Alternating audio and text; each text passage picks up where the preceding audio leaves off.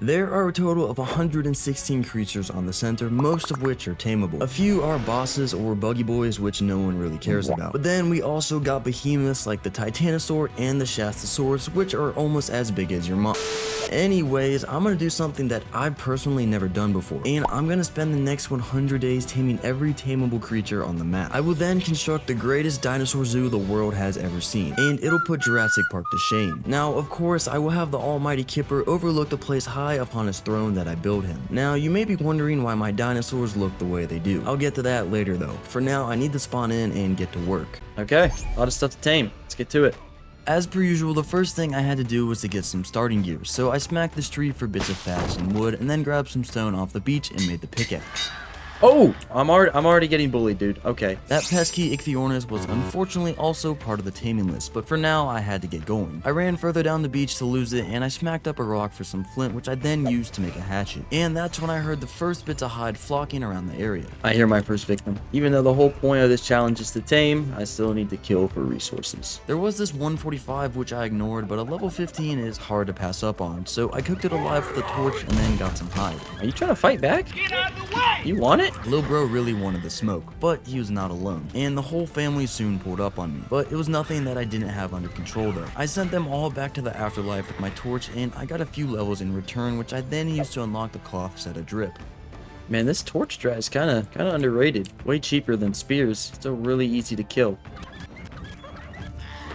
Fiber for cloth. Oh, hello. This could be my first tame.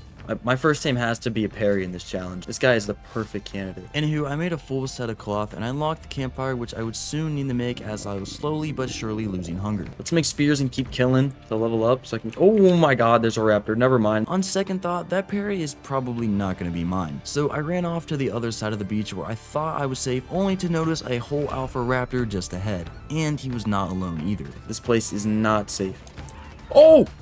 My torch broke, but the raptor was on really low health, so I ran into the water to try and fight it off, but I was already low on health, meaning it was Raps. No, he's so close to dying. Oh my god. Day one and I already died. This is completely vanilla, by the way. That kind of hurts my ego, I'm not gonna lie. Thankfully, I respawned close by and I ran back to see that the raptor started a fight with a trike, giving me a perfect opportunity to go back and grab my stuff. So I repaired my trusty torch and I got back to farming up that campfire. That is until I noticed another alpha raptor just steps away from me. Alright, we gotta go.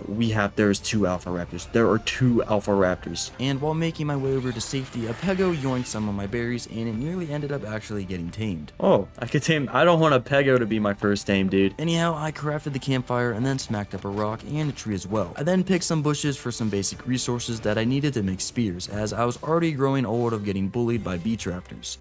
And speaking of... No! Not again, man. Oh, there's 2. Oh my god. That's 2 deaths on day 1. Yeah, this area was looking a bit grim, but I gotta get my stuff back. And for some reason, I'm also freezing to death now, even though I was just getting melted alive a couple of minutes ago. Anyways, I made it back to the little hill, but I couldn't really get my bag yet as the raptors were still around, and not just a single pack of them, an entire nation of them. There's 4 of them. Wait, I think there's either 5 or 6. That's insane. Where did they come from? On day 2, I came to the conclusion that there was no way for me to get my bag without the raptors chasing me down and eating my face off, so I decided that I had to sacrifice myself one more time. Come get me. Come and get me.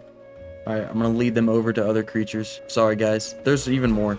Oh, and I'm already dead. 3 deaths nearly 10 minutes into the challenge was definitely a bad start, but I was still not discouraged. Anyways, I got back to my stuff and snuck over to the bag. Screw this place. This is a joke. Oh my god. I'm gonna die to cold. I'm gonna die to cold. Dude, why is it so cold? Come on, warm up. I cannot die 4 times. But I sure did, and this time the RNG gods were kind enough to spawn me half a mile away from my stuff. And I was still freezing, but I did manage to get back in one piece. I then grabbed everything and I put the cloth armor back on to hopefully stop the freezing. I then set up my campfire out by the water and unlocked the thatch structure engram, and I started farming those up as it was pretty obvious I was in need of a safety shelter of some sorts. Usually I can go a while without having to set up a base because I just don't die. Not anymore, I guess. But I was still not in the clear though, as one of the alpha raptors started creeping up on me. So I quickly picked up my campfire and I then turned to run the other way, but I spotted another group. Man, there's more right there. Okay, into the jungle where I'm probably gonna die again. Luckily though, that didn't happen. Instead, I found the beach that was not actively getting pillaged by a gang of raptors. Even then though, I crafted the thatch structures to protect me and I set up a simple 1x1. Now, my luxurious estate was only big enough to fit 1.5 campfires, but that's all I needed for now. So after stepping back outside, I picked up a few bushes for fibers so I could craft a few clubs and bolas. Why is that parasaur running? A Dilo. Okay, I can handle this. I've trained for this. A couple of spears to the prefrontal cortex was all it took to restore peace upon this beach. So now I could get back to the original task at hand, acquiring a parry. I ran up to the orange parasaur and saw that it was a level 50, and that's decent enough to start out with, so I bowled it and then proceeded to give it a concussion by repeatedly smacking it in the forehead with a club. I then shoved a few mayho berries down its throat and I unlocked the saddle engram, for which I was thankfully already high enough level to make. Okay, what do I need? I just need a little bit of hide and fiber. Starting with you. And after packing up Dodo number 2 as well, it was just the fiber that I needed, so I picked some of that and then finally made the saddle. Sweet. Parry day 2? I'm redeeming myself. I usually get a parry day 1. What am I talking about? And I waited for Perry to wake up so I could give him his legendary name. I then slapped the saddle on him and equipped the animated parasaur skin as well. Boom. Drip, Perry. Drip. I mean, I won't tell you guys too much yet, but just keep the top of the description, why don't you? Now that I had a parry, I had to step up my defenses a little bit by farming up extra bolas, which cost the life of this Dodo. Forgot, this is my first tame off the list of like, what, just around, maybe just over 100 creatures that I need to tame? Not exactly. Oh! Come on, Perry. Not sure what that Dilo was thinking, but I quickly banished it back to the Shadow Realm, along with its Ichthy that I absolutely sniped with a bola. Now my next stop was in the engram page, and once again I gained up a few levels without learning new engrams. So I then unlocked the bow and arrow engrams, cementing paste, and hide armor. And I was also one level off of unlocking the raft, which I could actually use right now since I don't know where I'd be making my main base just yet. Honestly, don't know where I want to permanently settle because I want to build a massive zoo and I'm going to need a lot of real estate for that. But I also need to build near the water, you know, because I'm going to have water creatures. Huh. Yeah, not totally sure yet. Anyways, while on the topic of taming creatures, I should probably start off by making narcotics. So I unlocked the mortar and pestle engram and I farmed up one while the meat spoiled in my inventory. I then placed it down inside my humble shack and I ran back out to take down this other parasaur that was roaming the area. 140? Ooh. I'm not gonna be able to kill this. But with the help of Perry, we got it down to pretty low before it got free of the bola. So I chased it down into the jungle where I hit it with another bola and then I finished putting the sucker out of his misery. Now, Karma was on the lookout again though, as when I returned back to my crib to make new spears, I heard the ops pull up. Also like, oh my god, I hear them. So I rushed back to Perry and seeing that it was a single raptor, I charged at it with my bola to get rid of it. Come on, just die. No way you're running. I waited for Perry to stop sniffing its corpse before harvesting it, and then I turned its hide into a new set of bolas. Always remember to reuse and recycle, kids. Anyways, I then clapped another Dilo that also wanted the smoke before going back inside to craft a bow and arrows. I had to chill inside my crib in the early morning of day 3 as it was just way too cold outside. But once it warmed up a bit, I headed out to try and check off another dino off the taming list. Hold up, baby Dilo. Is this guy gonna attack me? If I claim that, I don't think that really counts as taming. I don't think that counts. Maybe I'll go back on that later, but it's a Dilo. I'll be okay. What I could tame straight away without much of a hassle is a Dodo, so I ran down the beach looking for one. Where are the Dodos at? Probably all got destroyed by the million raptors that seem to be on this island. I came across a group of Dinotheriums though, which I still really don't know how to tame, or honestly I don't know anything about them, but that's a future problem for future me, I guess. And anyways, I also spotted a raptor in the distance cueing me to make a 180-degree turn and run back the other way. Now while running along the beach, I spotted the first Dodo, but I also heard a group of compies try to approach me, so I had to deal with them first. Now with the coast clear, I could bola it and smack the Dodo till it fell to the ground unconscious. I then grabbed some mayho berries from a local bush and fed it, making it mine. Sweet. Dodo death. I don't know. Second tame? Day 3? Boy, are we moving up in this world. And I of course slapped the animated skin on it, which made the eyes look pretty goofy, but it still looks cool. Wow. Looks pretty funny from that angle. This looks cool though. Anyways, I picked up my new friend and nonchalantly walked him back to my crib. You've probably heard about Ark, the animated series, and let me tell you... Where's that Dodo? Want a piece of Bob? Come and get it. Anyway, the new Arc animated series costume pack features a total of 109 costumes. Yeah, Perry, you heard me right. 109 skins. That's more skins than you have brain cells, my good friend. But what do these skins actually look like? Well, you've got 4 exclusive cosmetics for your character and a skin for almost every dino in the game. Seriously, check these out. So with that knowledge, I'm going to put an animated skin on every dinosaur that I tame in this video and display them in my zoo. Now, while part 1 of Arc the Animated Series is out now, featuring talent like David Tennant, Madeline Madden, and Michelle Yeoh, part 2 respawns later this year, and you're not going to want to miss Russell Crowe's performance as Core the Prophet. Can you feel it? The balance of nature has been altered. And you can watch that exclusively on Paramount Plus. So anyways, purchase Arc the Animated Series costume pack with the links down below for either PS5, Xbox Series X or S, or of course on Steam. Do it. Do it now. Alright, now I need to get back to leveling up. One last thing, for every dinosaur that I don't tame in this 100 days is one free code that I'm going to be giving away for the animated skin pack. So make sure to keep watching to try and find one of these codes that I've hidden throughout the video. And I also just so happen to gain one extra level, putting me up to level 21, meaning I can unlock shrink arrows, which are pretty much the backbone of this challenge. Oh, hey there. Back to the lobby, bro. Now, it's time to start working towards metal tools, meaning I had to go on a little bit of a venture to find metal. So I picked up my Dodo and I moved him inside my little thatch hut to keep him safe, and then I repaired my pickaxe. Come on, Perry. We gotta get some metal. Probably make a few more bolas just to be safe.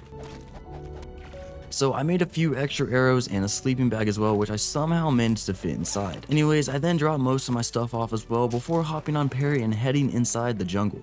A quick look around to see if there's any danger later on, I could run up to the nodes and get to work. I only farmed up a little bit of metal for now though, so just enough that I could actually make the metal pickaxe. But I also wanted to grab crystal while I was up here for a spyglass, since that's the second most essential part of this challenge. I'll take these guys. I packed up this little group of buggy boys for some free cayenne, and then I soon found some crystal that I was looking for. I got the 2 crystal that I needed, unlocked the spyglass engram, and then got the rest of the resources required, being wood and fiber. I then returned back home and looked into making the forge. But as you can probably see, there isn't much in terms of real estate inside my shack, so I'm gonna have to expand a little bit. Anyways, I picked up one of the walls and I farmed up a couple more foundations as well as 5 more walls and ceilings. I'm actually gonna make these windows. This is a scuffed little base, but it's my little base. Now I could actually move around, and I tossed Dodo Death into the back corner so I could start working on the refining forge. Oh, hey there. I'll always take a free hide donation. I made the forge and dropped a couple of trees for fuel, and then returned back inside where I first moved the bedroll since it was obstructing the floor. Anyways, now onto the smithy. I just needed a little bit of hide and a bunch of stones, so I ran back out to get that. What can I kill for hide real quick? Oh, perfect. Alright. Got the smithy. End of day 3, not bad progress. I'd like to get some spike walls. I think I'll set up here for a while, to be honest, dude. It seems pretty safe. Now, with the smithy down, I could finally make metal tools, so I just have to stock up on hide again. What an unfortunate day to be a wild parasaur right outside my base. Good thing I've got this guy right here. Willing to sacrifice himself. Probably not willing, but he will be sacrificed. In the name of progress, of course.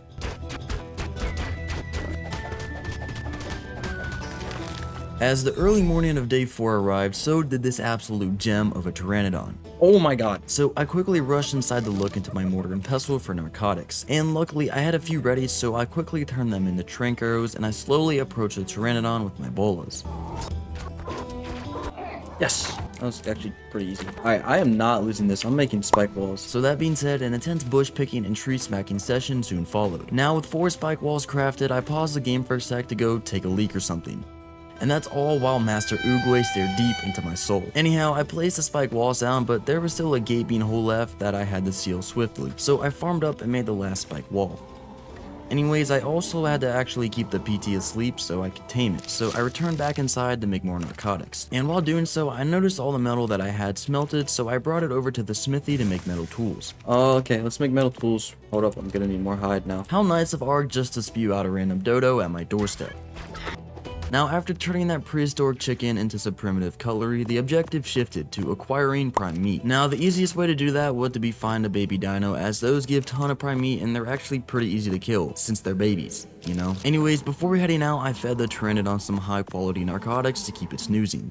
and I then made some extra arrows that will surely be used for a good cause. And the parent Dodo didn't even care about me killing its child, so that was definitely morally correct, because it was in the name of progress, of course. Anyways, I returned and fed the PT, taming it almost instantly, and then I checked the third tame off my list. A high level Pteranodon on day 4, don't really think I could ask for much more, honestly. Anyways, I of course named it Flappy, but not just any Flappy. You know what? I'll upgrade him a little bit. Sir Flappy. Now, I can't get a saddle just yet. I'm not even high level enough, but obviously I'm going to throw the animated skin on. Equipping the skin made Sir Flappy's unique colors really pop, especially the white beak. However, I also may or may not have given him permanent blindness. Yo, where are your eyes at? Anywho, I placed the spike walls down around the entrance of my prime estate to discourage any wannabe ops from pulling up. I then also unlocked the wooden dino gate, which was a bit pricey considering the current economy, but I quickly got to work on acquiring one. Perfect fit, dude. Alright, I now need to somehow get Sir Flappy in here. And it didn't take me too long to conclude Sir Flappy was indeed not the brightest. This guy's an idiot. Why you bullying me? But I had to get him inside one way or another to keep him safe from the ops, so I resorted to a more violent method of transportation. Perfect. Now just like that, Sir Flappy was safe, well, for the most part at least. I still had some time to kill before I could unlock the saddle for him though, so I decided now would be a good time to put my new tools to use by going out to farm metal. Now before I committed to any side quests though, I emptied my smithy of any garbage like berries and spoiled a bunch of raw meat. Now I could actually head out, so I hopped on the back of Perry and we started jogging towards the jungle. But I was quickly stopped in my tracks when I spyglassed this other Pteranodon that was roaming the area. Oh, that's a male. Mine's a male. I can't pass this up. Considering it only took one bola and a handful of trank arrows, I accepted the deal and knocked out the PT. Well, I'm just gonna leave this guy out. I don't feel like picking up those spikes or making any more. If he dies, whatever. So I continued the hike uphill until I got back to the metal nodes that I was farming at earlier.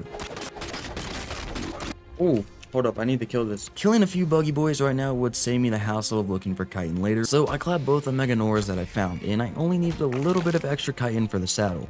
And thankfully one more buggy boy showed up a little bit later, so I packed it up and got the chitin, and I then farmed up a couple of metal nodes before heading back home. But at first I actually had to get the metal smelting. Now with all the metal into the forge, I ran out to gather a bit of wood as well to keep it lit. Now that I had that cooking, I could hop back on Perry and go out to look for another child. Not like that. I needed prime meat again for the other Pteranodon, and I didn't have to go that far from home just to find that. You have a kid? Hi. Yep. Hello. Fresh prime meat in the form of another baby Dodo. Now with the second PT fed and tamed, I had a quick look at its stats before naming him. Flap and tackle. No, I don't like that. What am I? Well, let me look at it. It's kind of got like a tiger pattern. I'll just call it tiger. Whatever. Now day 5, I already had 2 high level PTs. Granted, they weren't a breeding pair, but it was still nice to have them so early on. Should probably make some hide armor. Be honest. Some on cloth. It's kind of bad. Anyways, turns out a wild pego actually heard me say that and decided to come forth and donate its hide to me, although it didn't give me much of it. All that for 8 hide. A mod shop should be more worthwhile though, so I bullet it and use a variety of weapons in my arsenal to unalive it. And a torch does damage. But it does also lose durability pretty quickly though, and while looking to repair it, I got reminded that I didn't like handpicking fiber anymore, and I should probably unlock and craft a sickle instead. 18 metal for a sickle is an absolute robbery. I'll pay it though, whatever. At least the investment proved its worth when I farmed up a bunch of fiber in just a few swings. I then crafted the rest of the hide set, excluding the hat as I ran out of hide again. Now that's not much of an issue though, as some free hide was walking right before me, so 2 bolas, 7 arrows, and a couple of torch smacks later, I had the hide hat as well, finishing out the set of drip. Now while on the topic of upgrading, I also went inside to craft a crossbow. I still had that pile of spoiled meat in my mortar and pestle as well, so I farmed up a bunch of narco berries with Perry, and I was just a few levels short of the Pteranodon saddle, so crafting narcotics would definitely help. Right, let's see how this does for my experience. And it was giving me a decent amount, but the crafting took centuries, so I ended up farming cooking pots anyway. Yep, there's level 38. Now, with the saddle unlocked, I had to go out on a little hunt again to get all the hide. I grabbed my flint, dropped a couple of trees, and made extra arrows before hopping on Perry. Oh! I knew it. An entire gang of raptors showed up right at my doorstep just as I anticipated. Now, in the sudden rush of panic, I started yeeting bolas left and right, and I somehow managed to bowl a tiger. I recovered it though, and I got the last raptor as well, so I took them out one by one. I then used some of their hide to restock on bolas, and I continued my search for more. Okay, I think I have enough for a saddle though, which is good. I just needed a bit of fibers, so I grabbed that and made the first saddle. And I also repaired my torch before waddling back to base. I then saddled up Tiger first to fly him inside. Oh, I never gave Tiger his animated skin. Bruh, my bad. And Tiger Loki looked like a duck with his white body and orange beak, but it was really cool to see that colors could vary with these skins. Oh, that's cool. They change based off their actual colors. It's not just one throughout. Oh, that's actually sick. Okay, I didn't even know that. All right, so I think my next move is I need to expand. I need a bigger base. So I'm gonna need farming dinos for that. No way I'm doing that by hand. Yeah, that's the move right now. That's the play. And to put that play into motion, I had to first get an Argentavis Tame, which was the bread and butter of farming dinos. So I grabbed my narcotics and turned some into tranks, and I unlocked the stone structure engrams for the Argy trap. But as I scrolled through the engram page, I was hit by a slight roadblock. Oh, level 62 for an RG saddle? Ooh, that's rough. I don't know how I'm gonna level up that quick. So I couldn't really get into any major renovations just yet, but I could expand on the area right outside of my humble estate just a little bit. So I first crafted up a bunch of arrows and put an end to a parasaur. I then dropped a bunch of trees to craft up more spike walls. I then picked mine up and expanded the outside by a notch, giving my dinos a little bit more breathing room. And speaking of dinos, I'd like to check another dino off the list. there was this trike roam in the area, but I wanted something simple for now, so I flew down the beach until I spotted this little guy. Life throw. I'll tame that. And after taming the tiny meatball, I gave him his well-deserved name. Cody. No, you know. Just like that, the fourth creature is checked off the list. I also slapped the animated skin on him, which made his face look rather ominous. Ooh, he's kind of scary. I don't know how I feel about that. Anyway, let's get this guy in the safety of my base. Anyways, I admired the little guy for a minute until he decided to drop a fresh pair of rear-end rebellion on my lawn. Anyways, I repaired my tools before hopping on Sir Flappy and flying over to a nearby blue drop, which actually turned out to be clutch for once. Whoa! Alright. After making it back home, I considered my options and deciding that taming an RG would have to be my next move regardless of my level. Alright, you know what? I think I'm still just gonna go ahead and tame the RG and then just figure out how to level up, dude. Because I really just see that as the next step in progression. And going out to tame an RG sounded like a way better alternative to chopping down endless trees and smacking rocks for cooking pots to level up. But ironically, that's exactly what I started doing right after that. But instead of making loads of cooking pots, I used that to actually make the RG trap. Oh, you know what? I'm making this RG trap, but RGs are like on the complete opposite side of the map. No way I'm whistling that thing to follow me all the way back here. I will be making cryopods before I tame that. Oh!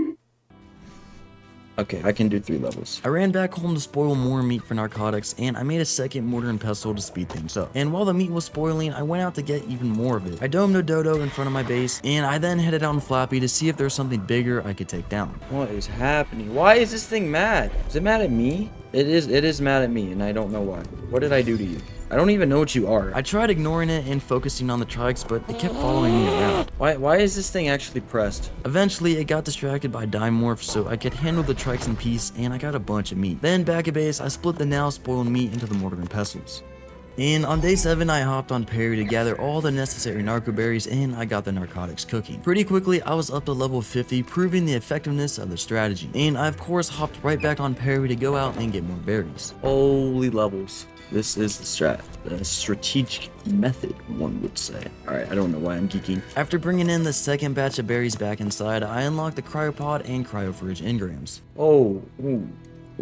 I forgot that these are, actually expensive. Alright, hold up. Before I do any of this, I need a better base, dude. But to do that, I need to find a really good place to set up because I'm going to need a lot of space, water and land for my massive suit. This bay in the back of the island actually looked to be a pretty decent contender. However, it was missing a key feature, being how close it was to valuable resources. Surely I put it back here. Problem is there's just not many resources around here. For now though, I flew back home and I decided I would be taming the RG before getting cryopods, as flying it back home would probably take less time than actually going out and grinding the cryos. Anyways, I grabbed the traps, some food, and then headed out. I flew over to the mainland where I had a quick look around at my good old tax-paying friends, the beavers. There weren't any dams I could rob just yet though, so I continued my flight towards the central island where I probably could find a decent RG. And as soon as I arrived, I was met with a literal world war going on down below. And as I continued towards the middle of the island, my game started to resemble a flipbook more than anything. 0 FPS, dude. Oh my god. What am I at? 16? Now, on the bright side though, I did find a level 135 RG, so respectfully, I introduced myself. Hello. And I let it out of the frame abyss all the way over to one of the pillars where I could safely set up my trap with an astonishing 31 FPS. I then poked the RG again, let it in, and then closed it off. Perfect. Now, with the budget griffin knocked out, I spotted a yellow drop with a ring in the distance, so I flew over to that to check it out as per usual. It took me a second to realize though that the loot inside was actually a blessing. I'll demolish this from. Oh, mutton. Didn't even realize. Those 3 pieces of raw mutton should be more than enough to tame the RG, but I still wanted to be safe and get some raw meat as well by abducting a baby direwolf, or trying to at least. Thought I could pick that up, I'm not gonna lie. Anyways, I flew back and fed the RG, and fortunately the 3 mutton was enough, so I picked up the trap and waited for it to wake up. Finally, on day 8, the glorified pigeon tamed, so I gave her name straight away. I wanna name this, lovely lady. I know. Argentavia. Perfect. No saddle just yet, but I did throw the animated skin on it, which made it look... Makes it look like a pigeon. That's for sure. This thing looks like a pigeon. A pigeon from Temu, that is. Yeah, Argentavia kinda looked chopped, I'm not gonna lie. But she would make for a great farming buddy once I got a saddle for her, so I embarked on the long journey home. Yep, this sucks just about as how I imagined. Now, while flying back, I stopped by to peek into a purple drop, and inside I found a whopping 94 gunpowder, which tickled my American instincts. And as I arrived at my home island, I was greeted by yet another drop, a yellow one this time. I snagged everything inside, and that gave me some basic scuba necessities, some stews, and of course, garbage. And I'm back. I then placed and demoed the metal foundations that I got, and now I just have to figure out how to level up quickly. Alright, what do I do to get 9 levels for the RG saddle? That is the question. For narcotics, the move could very well will be. Oh my god, you know what I'm trying to say. That being said, I had to get more meat, so I went out to get that. If I could kill this Alpha Raptor and get a bunch of prime, that'd be good. I'd spoil all that. And it also just straight up gave me a lot of XP, probably enough to unlock the saddle. And I still had plenty of berries left over though, so I split the meat into the mortar and pestles and then began cooking. And in the meantime, I repaired my crossbow and crafted a bunch of arrows to take down the Alpha Raptor. Oh, is it attacking that Bronto? Oh, this could be a crazy meat harvest. And indeed it was. I waited above the Bronto like a vulture, and as soon as it died, I swooped in though, and I harvested a decent amount of meat. There was also the second Alpha Raptor, level 50, but as I landed to get some stamina back, I got pulled up on once again. Oh, these things must just be aggressive. Why are they like bullying me? I lost their aggro, then returned back to the level 50 Raptor, and I slapped down a 1x1 to lead it inside the trap so I could safely take it out. Now, once it died, I got a little bit of prime meat before its corpse got eaten by another raptor. But more importantly, I got a slightly better than primitive crossbow and a journeyman pickaxe from it. Now, after opening my inventory, I was greeted by 9 more levels. Oh, that got me all the levels I needed. Okay, didn't even think about that, to be honest. So I got some resources from the nearby rock and tree to repair my structures. Now, with the 1x1 pocketed on day 9, I could finally head back home. And I did open a white drop on the way, but I didn't get anything worth mentioning. Now, back in the shack, I unlocked the RG saddle and the flax set to keep my fragile body in one piece if I were to get attacked by a 15,000 pound Rex. Anywho, to make the saddle, I had to get fiber, a bunch of chitin, and a little bit of hide. So I got the fiber with my sickle and then headed out on Flappy to look for some buggy boy. I bet I can easily get the chitin if I go back out to the floating island. Screw it, let's do that. It was a bit far of a flight, however this time I didn't have to drag an RG back, so I decided to go for it. And once I made it into the FPS caverns, it didn't take me too long to find some culprits. They're the buggy boys. So I posted up on the cave wall where the scorpions couldn't get me, and I started raining arrows down on them until they skedaddled. And when I tried chasing them down with the PT, I ended up C-spinning into a level 85 RG. Why is the C-spin so big? Now for real, like, why did I almost get sent into Narnia by it? Anyway, I was not about to deal with that RG, so I tried for it to get the aggro of the stego instead, which of course backfired onto me. Eventually though, I did end up losing it and returned back to the scorpions, and one of them decided just to accept its fate and let me end its suffering. And after killing the second scorpion, I tried to C-spin again to see what was up with it. Yeah, they definitely changed how the C-spin works. That's interesting. I then killed one more scorpion before heading back towards base, and I was still missing a bit of chitin, but I was hoping I could find something on the way back. Gonna go look for some buggy boys back towards base. Surely there's somewhere around here, right? Maybe not, but this is an actual war zone, so I'm leaving. I then arrived back home at my island and flew up to the metal nodes where I first saw a few buggy boys. I then spotted a low-level Master Oogway, so I started shooting him, and just as I aggroed him, another Meganora appeared behind him. So I swatted that out of the sky, then harvested its corpse, but that was still not enough, so the turtle still had to die regardless. Alright, I think that's all I need. Yes. RG saddle. Boom, boom, boom, boom. On day 10, I slapped the saddle onto Argentavia, and I flew over to farm some wood for my forge. I'd honestly like to try and kill another Alpha Raptor with this RG now, just to get some levels on it. So after refueling the forge, I grabbed my stone box and I headed out to look for said Alpha Raptor. Hello. It was level 85, which was less than optimal, but I couldn't be asked to look for another one though, so I slapped down the trap and I actually let it in first try. Bro. So I started killing the raptor outside of the trap, but I was soon interrupted by a Dilo flying across my screen. What the? Oh my god. Why? What are these things' problems? They just aggro me. And it just kept following me everywhere I went as if it had a vendetta against me specifically. Like, for real bro, it ain't that deep. I don't know what I did to you guys. Anyways, I flew off a bit to lose its aggro, and when I returned back, I quickly got some basic resources to repair and pick up the trap.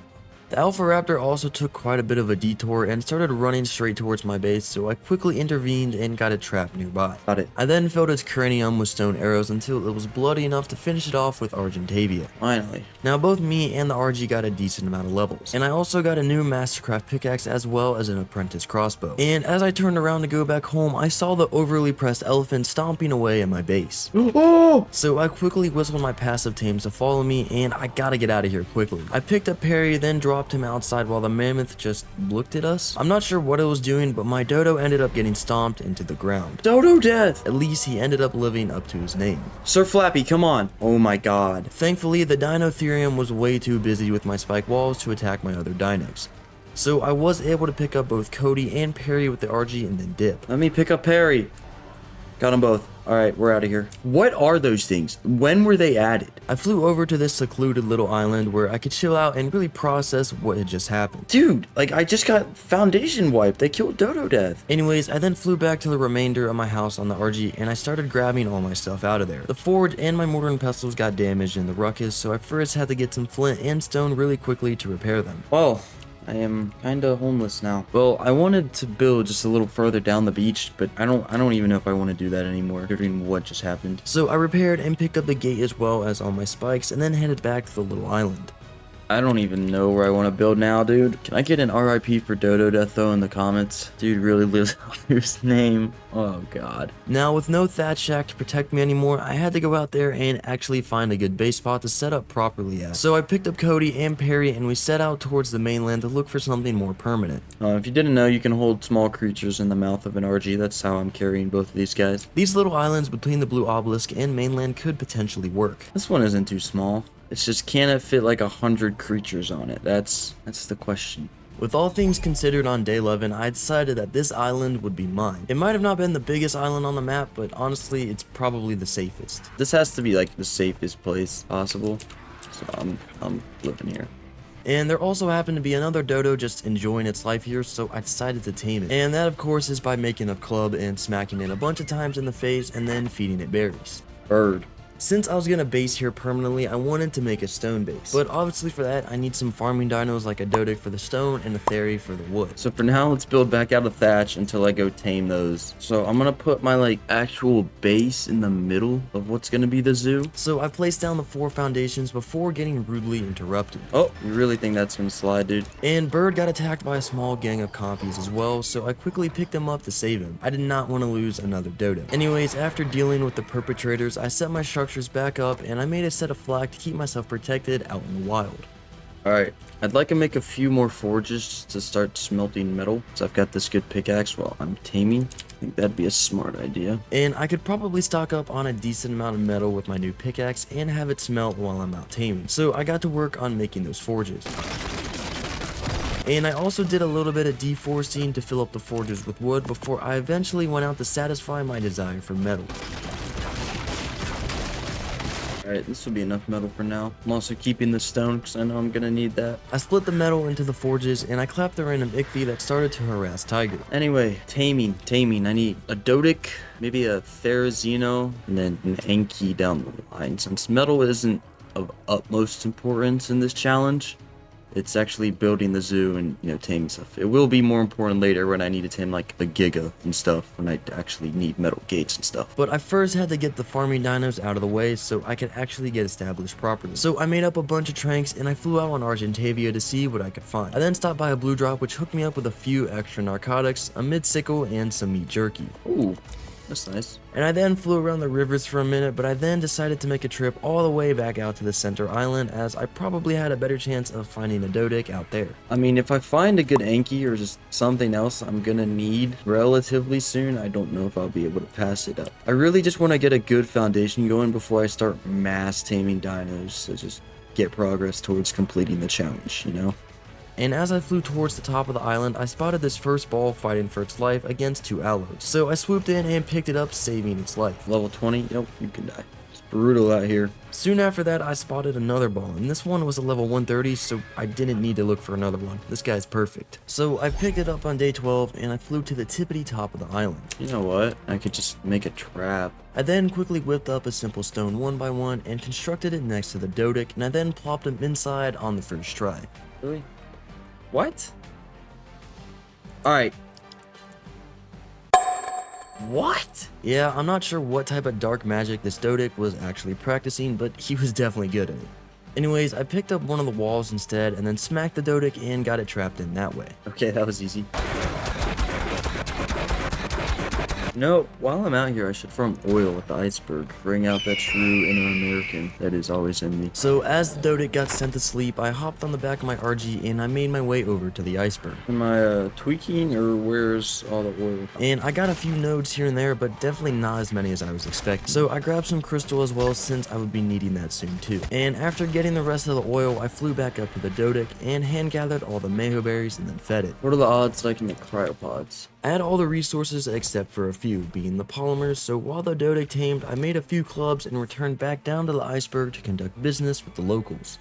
And by that, I mean I domed the penguins one by one and beat their lifeless corpses with a club for organic polymer. Now, one of the penguins actually survived an arrow to the noggin, which meant the rest of them got alerted and they all ganged up on me. Oh, gang on me now. So now I had to eradicate all the adult ones while the babies watched. And now with a sufficient amount of polymer gathered, I left, leaving all the others traumatized for the rest of their existence. And while flying back home, my heart actually stopped for a second as when a flying horse emerged from the fog right in front of me. What? I still don't know how those things work. I saw them on Extinction. All I know is I hate them and they shouldn't belong on this map, just like the Pyro main. Despite my distaste towards the Air Horse 1 unit, I still had to tame one just because it was tameable, and that's this challenge. Anywho, by the time I got back to the Dodic, night took over the sky and it soon became really cold up there.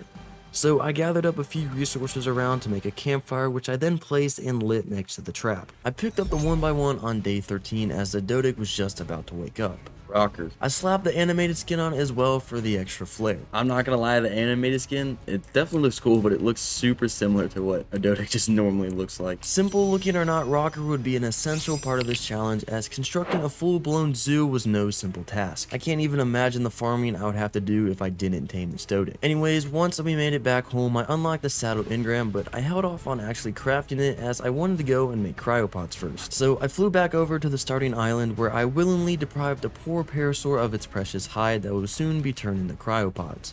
I then landed just under the blue obelisk at the terminal, and I crafted a total of 13 cryopods. Screw it, I'm a baller. A baller currently living on 4 thatch foundations held together by spite and ambition, that is. But a baller at heart nonetheless. Alright, I'm not actually able to make a cryo fridge right now, which is kind of an issue. I need electronics. What I needed even more than electronics was hide for the Dodic saddle though. So I released another parasaur from its curse of being made out of hide. That's enough hide for the Dodic saddle. Now I'm gonna need a wood farmer, and then we can really start, you know, expanding on the base and maybe actually starting the zoo. My whole plan for that is just to make separate enclosures, not for every creature, because I'd have to make over like 100 enclosures. That'd just be insane. I'd probably have a smaller enclosure for herbivores and then another small one for carnivores, and then just so on and on as the creatures get bigger.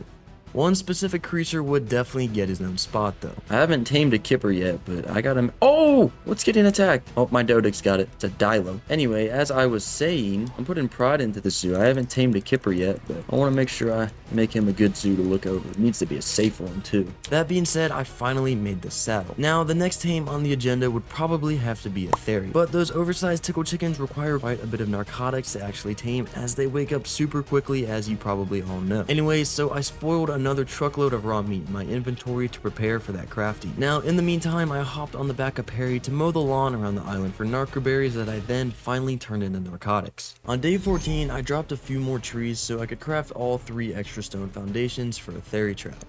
Alright, let's find a high-level Theri. But before actually going out though, I repaired my crossbow and made some more tranks. And I then paid a visit to Dodo Jack's just to make sure that I actually had enough. Oh yeah, I shouldn't need that many arrows at all to knock it out. Now, with everything necessary on me, I headed out to look for one. There was this level 45 really close, but I want something that's a little bit better. Trike in a tree. Okay, not even gonna ask questions. Now, the second Theri I spotted was a level 95, so that's much better already. See, 95 isn't terrible. I don't have to use it for bosses, so it could be mid. Now, there was a couple of other Theris around those, so obviously I had a peek at them too. Oh, and as I say that at 130. Okay, well. I placed my trap down and singled out the 130. I then managed to place the walls behind it on the trap just before the other 2 Theris got in, securing the 130 and the 130 only. Got it. I then led both of the other Theris off the cliff so I wouldn't have to deal with them and returned back to knock out the 130. Now, once it was catching Z's, I flew back home to grab my spike walls and Mayo berry. I then picked up the trap and fed the Theri narcotics and the berries, then finally surrounded it with spikes to keep it safe. This thing is gonna take a solid minute to tame though, so for the time being, I unlocked its saddle and flew back home to see if I could actually craft it. Oh, I actually just need hide. Okay. So back to killing innocent creatures I went. Mainly parasaurs because they give a decent amount of hide and they're really easy targets. I also opened a blue drop and found nothing of importance inside, so back to abducting parasaurs. Now, once I noticed the Theri's torpor dropped by about half, I flew back over to feed it some narcotics. It would still take about a day to tame though, so to kill time, I farmed up a few large storage boxes that I could fill up with stone. Boom. Theri saddle. On day 15, I saddled up Rocker and I rolled over to some rocks to start farming. I then also stopped by the Theri again to feed it, and as the sun rose, I returned back to base to store all the stone. I then deforested the rest of the island and I unlocked the triangle foundation so I could try something. No, okay, that doesn't work like I thought it would. I made some more triangle foundations and I placed a simple hexagon down in the middle of the island. Basically, I'm just gonna make this circular platform. My mom's gonna make it bigger.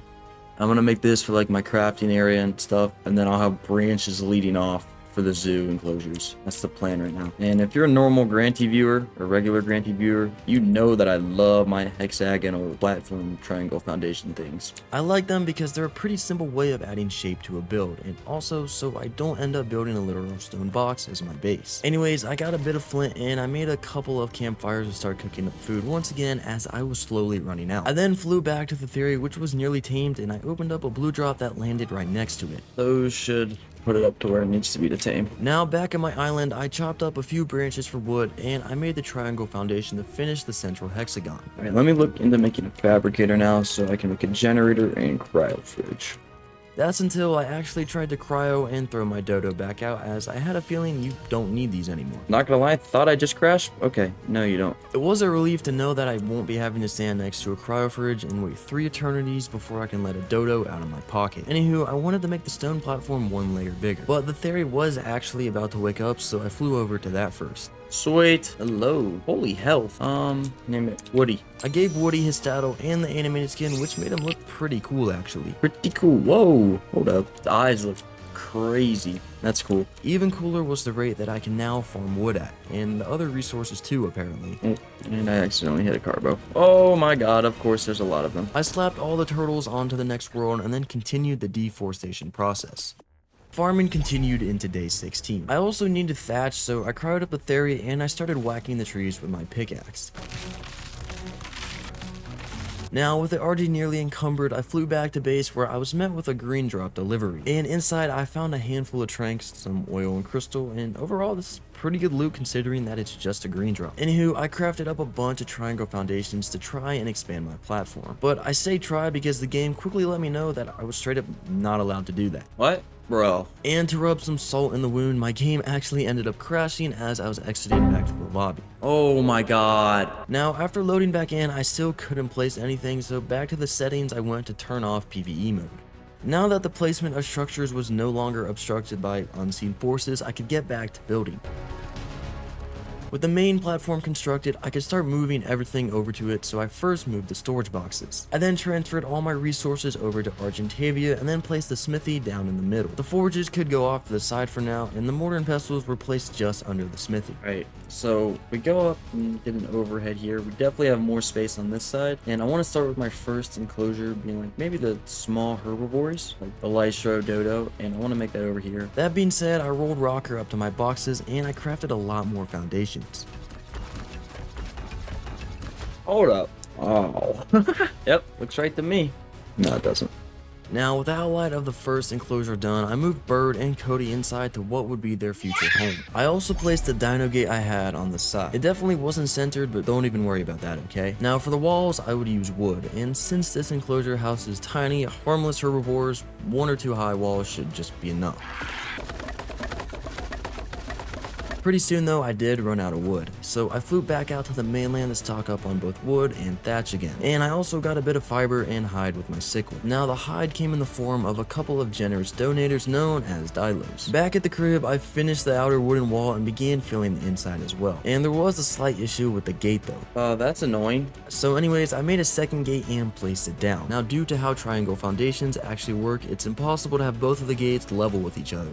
So one of them had to just be completely off-center. Sorry if you have OCD. I, on the other hand though, couldn't care less, so construction continued. Alright, now ceilings, railings, and some stairs to get up here. And then we've got the first enclosure complete.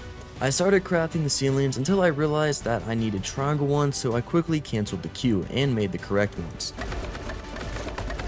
Now obviously, I ran out of wood again before I could finish the build, so I had to go out and disrespect Mother Nature once again. Anyways, I then crafted the rest of the ceilings as well as a few railings and stairs while flying back. After placing them down, I decided to pick up the back gate as the major offset was starting to get to me. I then placed the stairs down on the ramp connecting the enclosure to my base, and I started fencing off the top.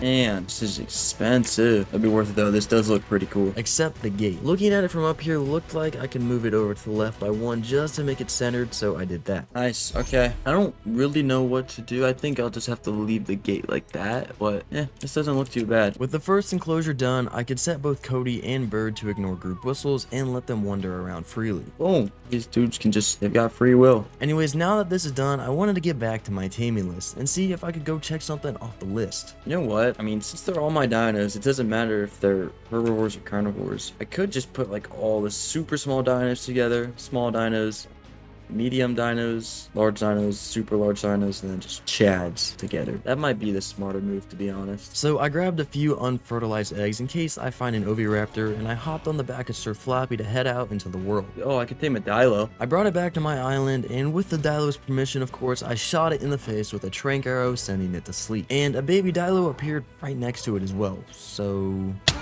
After harvesting it, it gave me more than enough prime meat than a grown Rex ever could. Anyways, the Dilo tamed instantly, and after a quick insult, I put the animated skin on it. Ugly. Dilos are ugly.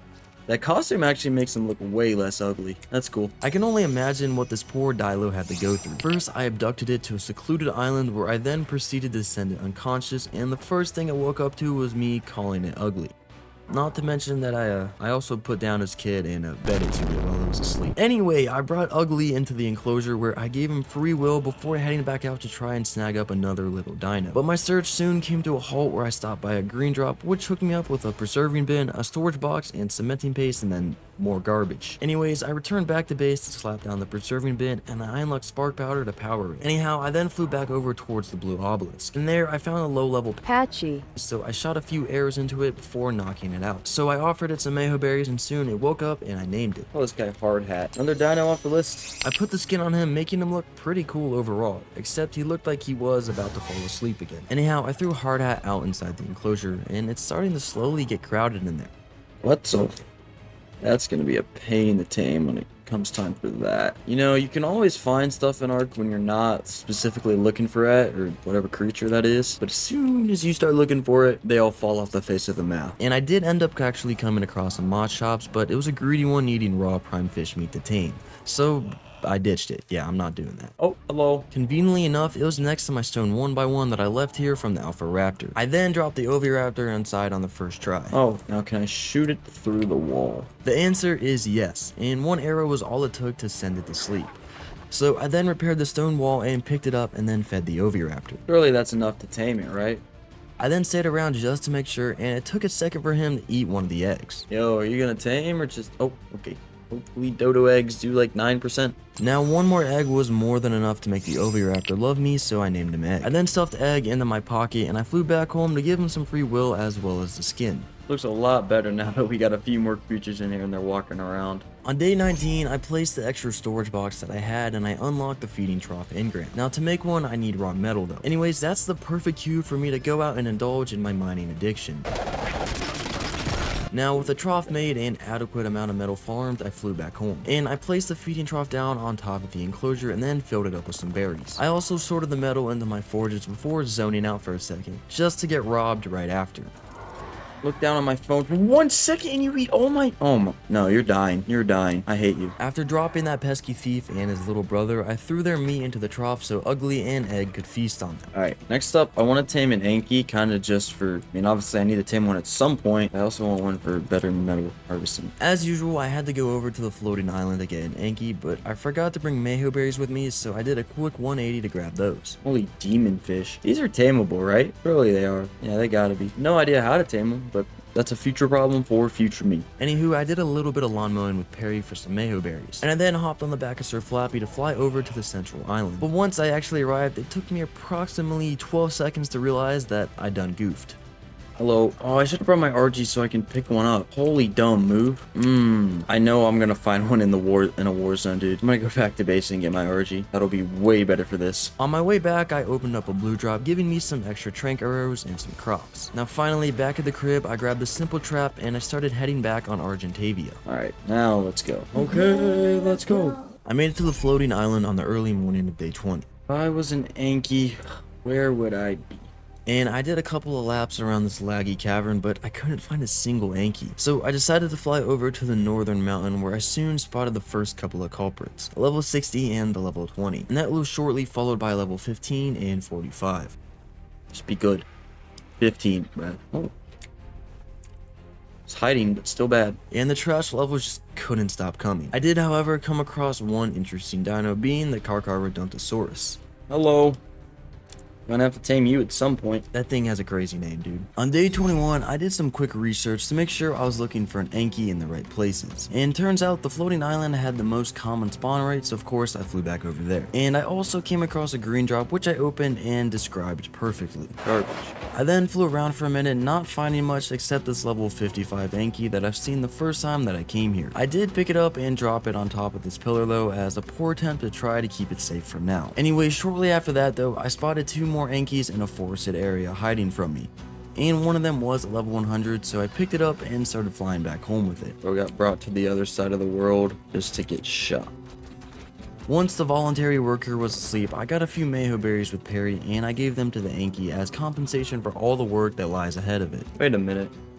Why don't I have an animated skin on for myself? Holy drip. Oh, this is actually sick. I can't believe I'm just now discovering this. I didn't even think of this. Oh, I've got a cape. Now, looking fresh, I could get back to whatever I was doing earlier. Getting a saddle for my Anki so it can help me farm metal in the very near future. What do I need for an Anki saddle? The only thing I was missing was a bit of hide, so I stuffed my Theri into my back pocket and I went out to forcefully extract some hide from the local dinosaur population.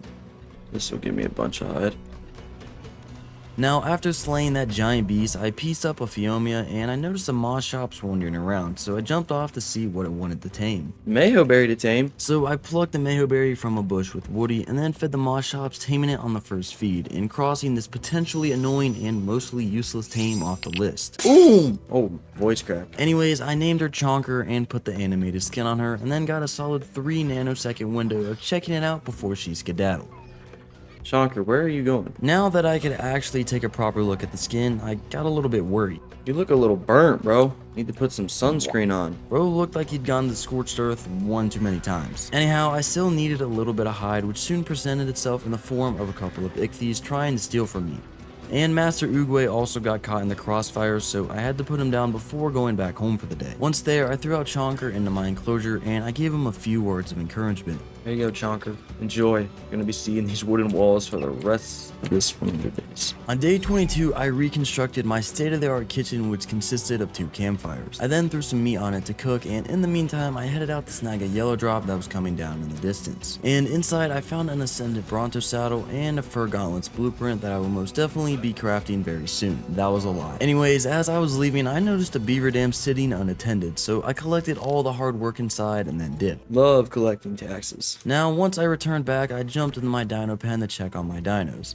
And safe to say some of them had already gotten bored of the 20 square foot enclosure that they've been destined to spend the rest of their life in. Oh, hard hat. Why are you trying to... Man, he wants out. Bird also pulled up to help protest, but I quickly shut him down by picking him up and yeeting him across the pen. Now, since the front gate was currently occupied, I decided I'd get out through the wall. Are you kidding me? And it's almost as if these dinos were actually sentient or something, as when I put Egg back into the pen and exited through the main gate, they tried to get out again. Well, we tried to escape again. Anyways, I waited for the Enki to tame, I named her Spike, and I gave her the saddle as well as the skin she was so excited to wear. Boom.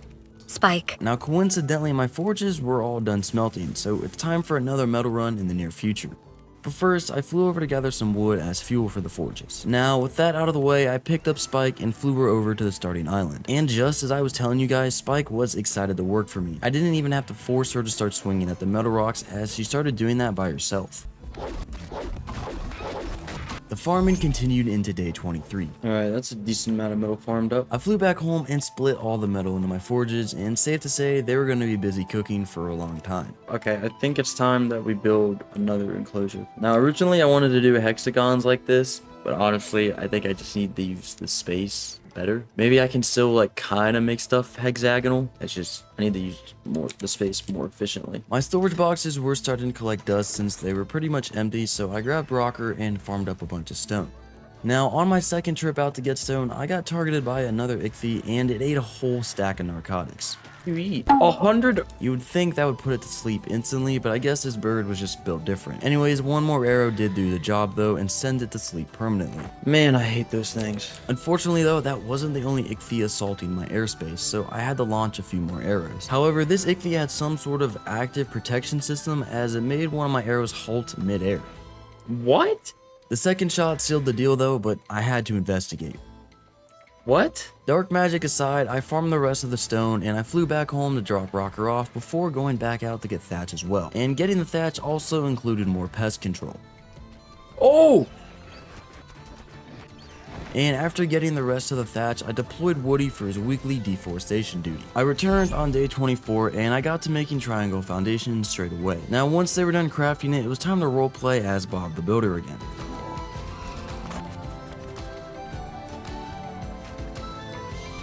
I wanted this second enclosure not only to be bigger than the first one, but also have a unique shape, so I did quite a bit of experimenting before settling for this design. Boom.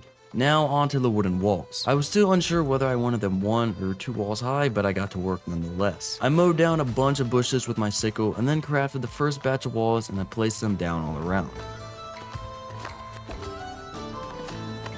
And just before the sun came down, I stocked up on wood for the second batch as well. On day 25, I made triangle ceilings, then returned to continue building the second enclosure. Now, conveniently enough, the 150 trike that was roaming my island was inside the enclosure as I finished placing it on the wall, so I loaded up my crossbow to try and knock it out. Can it hit me up here?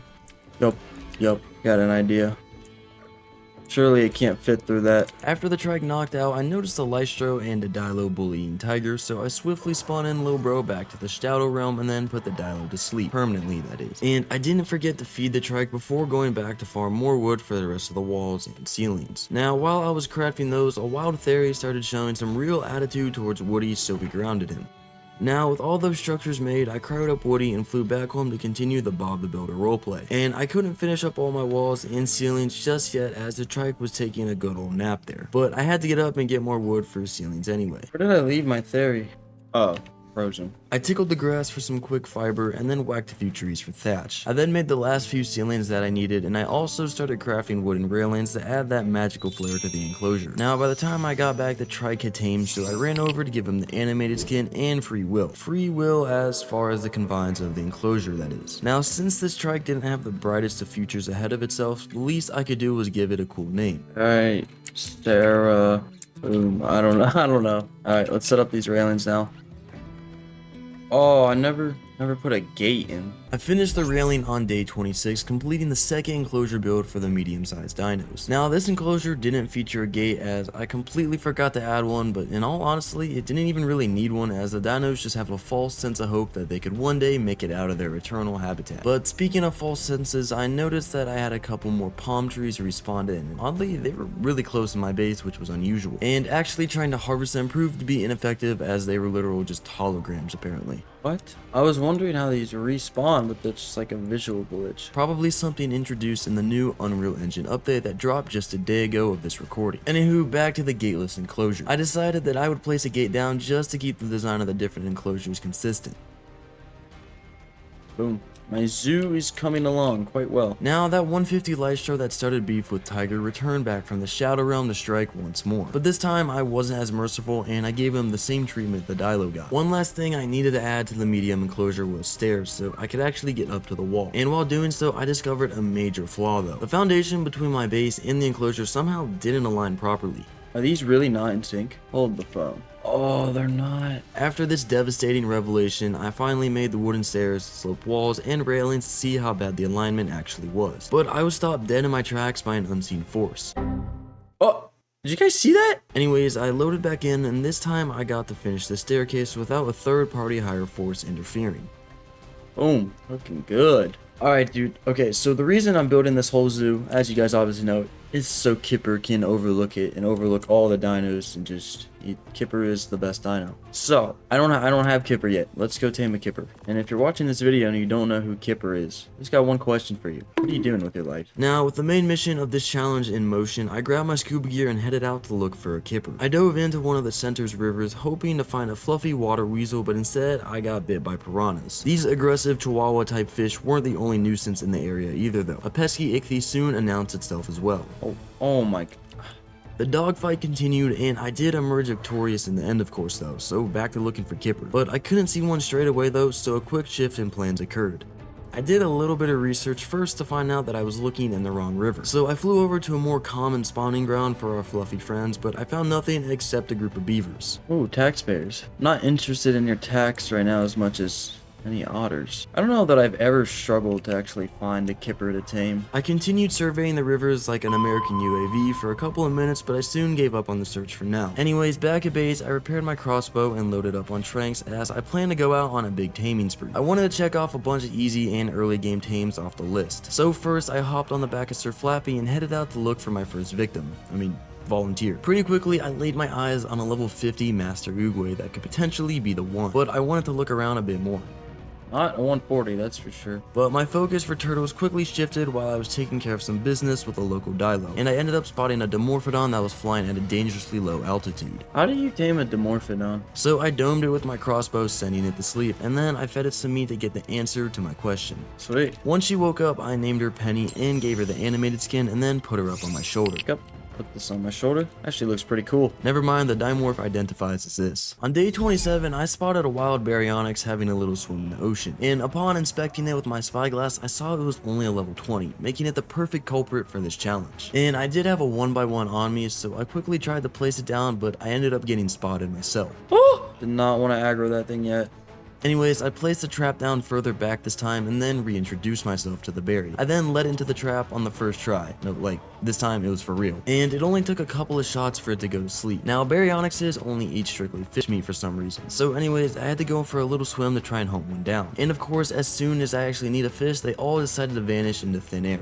Or thin water, I should say. Why are there no fish? Actually, now that I think about it, the Baryonyx probably ate all of them already, so I had to go to a different part of the ocean to find some. And while doing so, Also, I flew by Master Uguay's cousin, the bigger and less goofy looking turtle known as the Archelon. I have no idea how you tame these. Anyways, back to the fish. I found a random coelacanth and proceeded to kill it with a single arrow. Oh my god. The pickaxe skin never disappoint though, so I got some raw fish meat for the baryonyx just as a gang of chihuahuas pulled up. And luckily, I got to my PT before they could nip at my toes. I then flew back to the baryonyx, and I was about to feed it before a duo of Trudon showed up, which reminded me that I'm also gonna have to tame one of those. Not only are they a pain in the butt to deal with, but they're a real pain to tame as well. If you didn't know, to tame these little rascals, you have to feed them live dinos. And not just any dinos, the bigger and stronger the better really. Anywho, I fed the berry and it soon woke up tamed. I gave it the skin, which made it look very demure, and then cryoed it to continue taming. We need to tame a raptor. After all the trouble and hardship I had with these raptors, it was time to come to terms and befriend them, or just one of those annoying critters. While looking for one, I stumbled into an iguanodon as well as a group of compies, and neither which I've yet to tame. So I first abducted 2 of the compies and dropped them in the ocean so they could start a new life there. Dropping them into demon fish waters, dude. Now, as some of you might know, I do not have the best past experience with the demon fish. Hopefully these compies would get similar treatment so they could serve as an example for the rest of their kind to stop bugging me. Not so tough now, are ya? One arrow sealed the deal though for the 3rd compy, so I gave it some prime meat, which by the way is the only meat they will eat along with mutton and prime fish meat. Now while that's taming, I boiled the iguanodon to get that knocked out as well, but I got slightly interrupted. Oh, that tamed quick. Anyway, 2 arrows right up the iguanodon's nostril sent it to sleep so I could attend back to the compy. Compass. I of course gave Compass his animated skin and then stuffed him into my back pocket. I then sat in front of the iguanodon watching its little mouth breathe for a solid minute before realizing that I need to put mejo berries in it to tame it. Sweet. I named it Iggy in a rush as I had to run back to Sir Flappy since he was under attack by a raptor. So I hopped on and spun the overgrown chicken away from me, but that only made it target Iggy instead. No! Bite back. Thankfully, the raptor's attention span was about as good as mine, and they started attacking Iggy's child instead. That was a sacrifice that I'm willing to take. Unfortunately though, the child did not hold them off for long, and they came back for round 2, and this time they were a trio. Oh, Iggy is so dead. Something inside Iggy's AI brain actually flipped, and he decided to turn on his fight or fight mode for the first time and actually ran away from the threat. Iggy just dipped. Now this bought me some time to try and deal with the raptors, but then Iggy pulled another plot twist. Oh, Iggy's coming back, and Iggy is dead. Well, okay, gotta tame another iguanodon. Ah, jeez, that's rough. So I flew down the beach looking for anything that I could tame, and of course I ran into another really high level Uguay. It's almost as if Ark has all the good level tames you need, but they're off limits when you try and look for them, and they're everywhere when you just need a quick low level to tame. That's really just the duality of Ark, I guess. Anyhow, there was also level 50 pig just ahead, so I decided to bola and knock that out instead. I then picked up a few bushes for berries, fed the Phiomia, and it soon tamed. Biggie. Oh. Biggie. And the animated skin made it look rather majestic, but I had to go into my back pocket regardless as I was far from done with this taming spree. And I did find this really cool looking carbo with a nice blue shell, but unfortunately it was a bit too high of a level for me to tame. Why are all the carbos such high levels? A level 20 sounded much better, and it only took 3 shots before burying its head into the sand. Now, you guys are pretty familiar with the rest of the drill by now. Pick bush, get berry, force berry down turtle's throat, and wait for turtle to eat, and turtle loves you eternally now. Anyways, the animated skin for this one actually changed the colors on the turtle, making it look really cool. Whoa, this looks cool. Even cooler was the name that I gave it. SPCIY, Chip. Yep, not spicy, SPCIY. Yeah, I definitely didn't notice that I did that. Anyhow, I decided now would be a good time to return and drop these dinos off back at base. I arrived on day 28 and the first thing I saw was Tiger getting attacked by compies as usual. Looks like they didn't learn their lesson just yet. Also, Tiger is a real magnet for all sorts of threats for some reason. Anyways, it's time to let all the new tames out. I started off with a trick shot by throwing SPCIY out midair and then Barry, but I forgot to name you. Oh, anyways, and then I threw out your mom. I'm Piggy. I meant Piggy. And lastly, I threw out Compass as well as Penny into the small enclosure. I think I might keep Penny on me, dude. She looks pretty cool. Anyways, now that these guys are safe, I could get back out there and try and tame a raptor or another iguanodon. I have no idea how to tame a Ceratosaurus. I did find a couple of raptors, however they were both level 135, further solidifying my point from earlier. Raptors generally have a small torpor pool though, so I decided I'd actually be able to tame one regardless of their high level. Now the male seemed to have ran off somewhere into the jungle, so it was a perfect time for me to bola and knock the female out. There's no way y'all are attacking the raptor I just knocked out. I tried to kill them with the PT, but I ended up killing the raptor as well, so now I've got to go and find the one that ran off. Luckily, it was almost as easier done than said. Hold on, that's not how that goes. Now, while I was tranking, a sneaky pego ended up robbing me of my narcotics, so I chased it down with my pickaxe to get my belongings back. Where is Penny? Invisible on my shoulder. Okay. I think schizophrenia might have been part of the new Unreal Engine update. Anywho, I ran back to check on the Raptor, and its kids too apparently. Hold on a second. So I found some prime meat and a red drop and then fed the Raptor to speed up the taming process. And soon enough the Raptor tamed, so I slapped the animated skin on it, which made it look really cool. Boom. Oh, this guy looks sick. And I gave it a really fitting name too, Blue. Calm down, hardcore Jurassic fans, it's just a reference. I know this looks nothing like Blue. Anyways, now I've tamed most of the small to medium creatures that spawn near the beaches and are actually easy to tame. So perhaps it's time to try and tame my first large dino as well. I might try and tame this Bronto, dude. Once it finally knocked out, I flew back home to gather up a bunch of mayho berries with Perry and then returned back to feed it just before the end of the day. On day 29, I found another iguanodon near the blue obelisk, so I immediately pulled out my bolas and started the befriending ritual. This iguanodon was almost met with the same fate as Iggy when a level 95 Dilo pulled up on it to bite it. Luckily though, a headshot from my medieval piece of technology was all the convincing this Dilo needed to take a timeless nap. I then waited for the iguanodon to tame so I could give it the name of his fallen brother, Iggy. I gave Iggy the animated skin before pocketing him and flying back home. I then threw Iggy and Blue into the medium enclosure, and now I just had to wait for the Bronto to tame. And it was actually almost done, so I flew over on Sir Flappy. But before I could even land to start my observing duty, I got harassed by another seagull, and that's when I officially had enough of them. I'm knocking this guy out. Now, for some reason, it kept flying down near the ground, making it really hard to see through the bushes, so I flew down to the beach island. Then soon the Bronto woke up, so I named her Barry and gave her the skin. I then brought Barry back home, but she'd have to be homeless for a while because I'm not about to start building a massive enclosure right now. Anywho, I repaired my crossbow and restocked on my bolas before having an intense staring contest with Argentavia. Okay, so keep taming stuff, and I gotta tame bigger dinos. I'm gonna need more narcotics and stuff like that, you know? So I want to make a fabricator and then a chemistry bench, and I also need power for that. Time to get out of the primitive Stone Age stuff. Anyways, let's make a fabricator. The only thing I was missing was a little bit of spark powder, so I whacked up a few rocks around the island and then cooked it up. Looks good to me. I then looked into my smithy in search of oil and a hide to make the gasoline, with completely ignoring the 24 gas that I already had. Yeah, somehow my American senses let me down.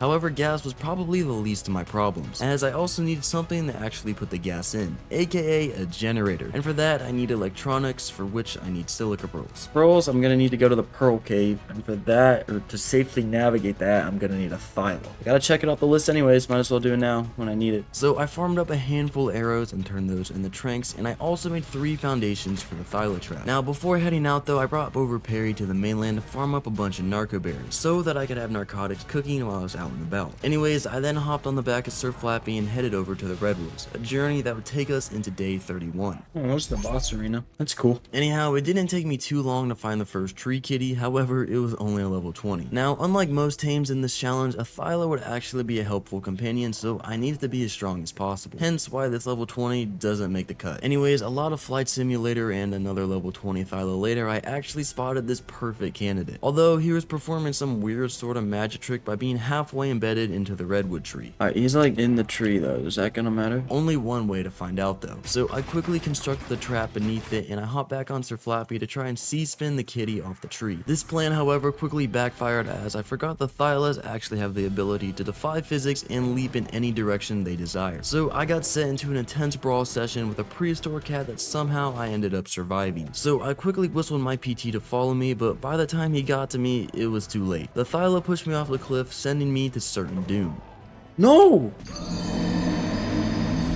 And I don't have a bed. Oh my god. Forgetting to make a bed is the #1 rookie mistake that I repeat more often than I'd like to admit. And my punishment is always somewhere between a quarter-mile jog to a whole marathon across the map. And that also includes swimming in some cases. Nevertheless though, I got back home in one piece. I then quickly rummaged through my stuff to see if I could craft a new Pteranodon saddle for Tiger. But I was lacking in the chitin department, so I had to go back there on Argentavia, which was a painfully slow process as you can imagine. I got my stuff back on day 32, but the Thyla was also still there. And by there, I mean literally right above me on the tree, ready to pounce and end my career once again. So I carefully approached Penny and picked her up and got all my stuff as well.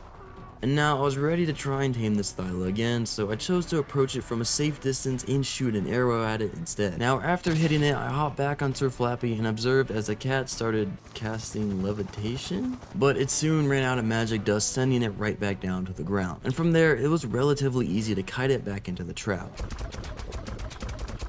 Now, with the Thyla asleep, I grabbed some more raw meat from a nearby corpse while also upsetting a loco Diplo. Now, seeing as it was only a level 25, I challenged it to a life or death duel for its prime meat. And of course, I won the duel as it was rigged from the start. Diplos can't fight back. Anywho, I quickly farmed up a campfire to cook said prime meat as Thyla enjoys their steak medium rare. And once I had a sufficient amount of meat cooked, I fed the Thyla and it started taming.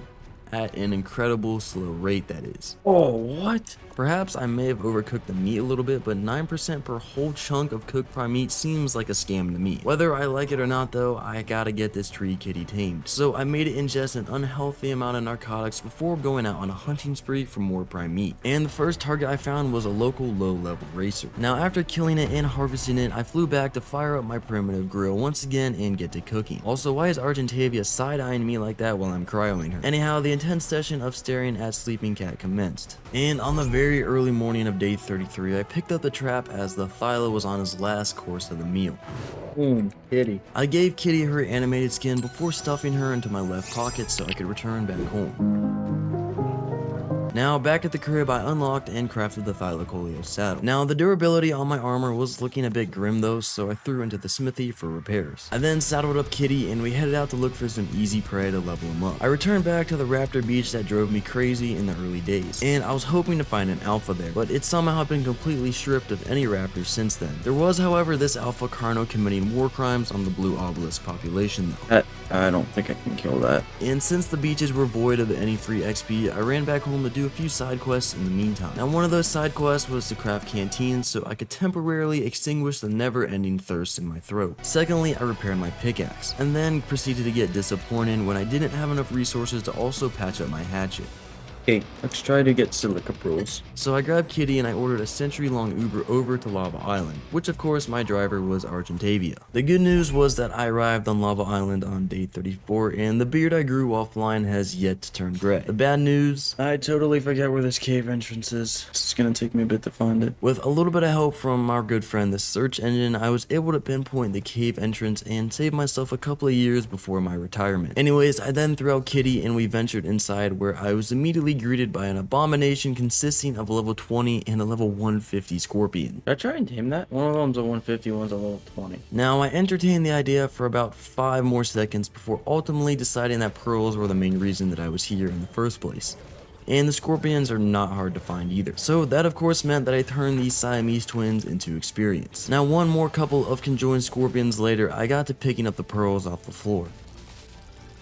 Yeah, that's enough pearls for now. So that being said, I exited the Siamese infested cave and I took that same century-long Uber back to base. And by this time, my beard did in fact turn gray. More importantly though, I unlocked electronics and I started to manufacture them. And then what am I gonna need for a chemistry bench? A whole lot of tacks, which I already had: crystal, metal, spark powder, and Intel graphic processing units, and of course, dead penguin residue. So the electronic production began. I grabbed the generator and tucked it away below the stairs. Now the second resource that I wanted to gather was the crystal. So I grabbed Spike and Kitty as it was time to go back to the volcano, located on the lava island, which takes me half a millennia to get to, as you already know. The journey was well worth it though, as I found a surplus of crystals straight away. Now, since I was already here at the lava island, my next stop would be at the Pearl Cave to farm more silica pearls once again, so that's also why I brought Kitty with me. This time, I let greed take over me though, and I ventured deeper inside the cave to fill up my pockets some more. Forgot this is like an active war zone in here. I removed my armor so it wouldn't get annihilated by an Arthro, and I slowly munched my way through the cave all the way to the artifact room. I don't need the artifacts for this challenge, but might as well take it if it's right here. It'll look cool in the zoo. That being said, I snagged the artifact and the pearls and a piece of a dino turd. Intentionally, of course, though, as there was this dung beetle here that I wanted to tame and check off the list. Oh, it's a 145. I'm gonna see if I can't find another one in here. But I first made sure to grab any more pearls that I saw. I exited the cave on day 36 dung beetle list, but with my pockets full of prime GPU crafting material. Now, once I made it back home, I filled the fabricator up and I queued up a bunch of electronics for the chemistry bench. Alright, I think all I need now is polymer and spark powder. So I grabbed Spike once again, dragging him out of his retirement to do a little bit of labor in the name of progress. That labor consisted of literally 3 swings, so we flew back home in record time and I got to making all the spark powder as well as a few clubs. I think you all know where I'm going with these clubs. I am about to commit a multitude of crimes. But of course it is in the name of progress, so it's alright. The real crime though was the speed at which I had to cruise all the way across the map just to commit a crime against the Penguin Empire. Now that's the real paradox. Anyways, when I eventually arrived, I pulled out my advanced piece of technology, also known as a crossbow, to start the extermination process. Oh. Yeah, I've got no clue how he survived that headshot, but he was a pretty cool guy about it. The same cannot be said for the rest of the penguins though, as they all started to come at me from the water. That however only worked out in my favor though, as the organic polymer I was after literally walked up to me. A generous donation from the local wildlife, one might say. Boom, I'll get 250 poly in no time. They're really squaring up. After clubbing up the rest of the penguins on day 37, I started flying back home. Alright, back with that polymer. That took a while. Anyway. And I grabbed the spark powder and then made the chemistry bench. I lined it up next to my fabricator, and just like that, I wouldn't have a problem with narcotic production ever again. So I grabbed a bunch of meat and I started spoiling it all in my inventory while also acquiring more by force, that is. About to start beef with the locals, and the beef has been ended. Never mind. After successfully helping the trikes move out, I slot capped myself with meat and then spoiled it and threw it all into the chemistry bench. Now, part 2 of narcotic production was to actually farm the narco berries, of course. So I picked up Perry to go out and do just that, until a distraction showed up on my screen. Oh. Hold up, Alpha Raptor stuck in a rock? Can I kill that with my Thyla to power level it? Hold up, this could be some crazy play. I flew back to base just to open my inventory and find Kitty sitting in there. So I threw him out and we swam back to check out the rare rock raptor. He's loose! Oh, screw it, I bet I can kill it. But I first had to wait for it to stop brawling with a wild Theri, and I actually stole all his credit by killing the Theri on the last bite. Oh no way, I got the kill for that. And soon the Alpha Raptor followed, dropping me a slightly better crossbow and pickaxe. Now with that little side quest out of the way, I could get back to farming berries on day 38. Hello? Are you not gonna attack me? Okay. After getting a ton of berries, I flew back home to start crafting the narcotics, and boy was the chemistry bench a worthwhile upgrade. Think it's time, once these spoil, knock some more creatures off the list. Haven't even gotten into the underwater creatures yet, dude. That's just... I'm gonna have to tame like a Tuso Not looking forward to that. Basically, it was time to really step on the gas and get back to befriending dinos by any means necessary. I did see a yellow drop in the distance for which I couldn't pass up on, and that turned out to be the best move I could have gone for. Oh my...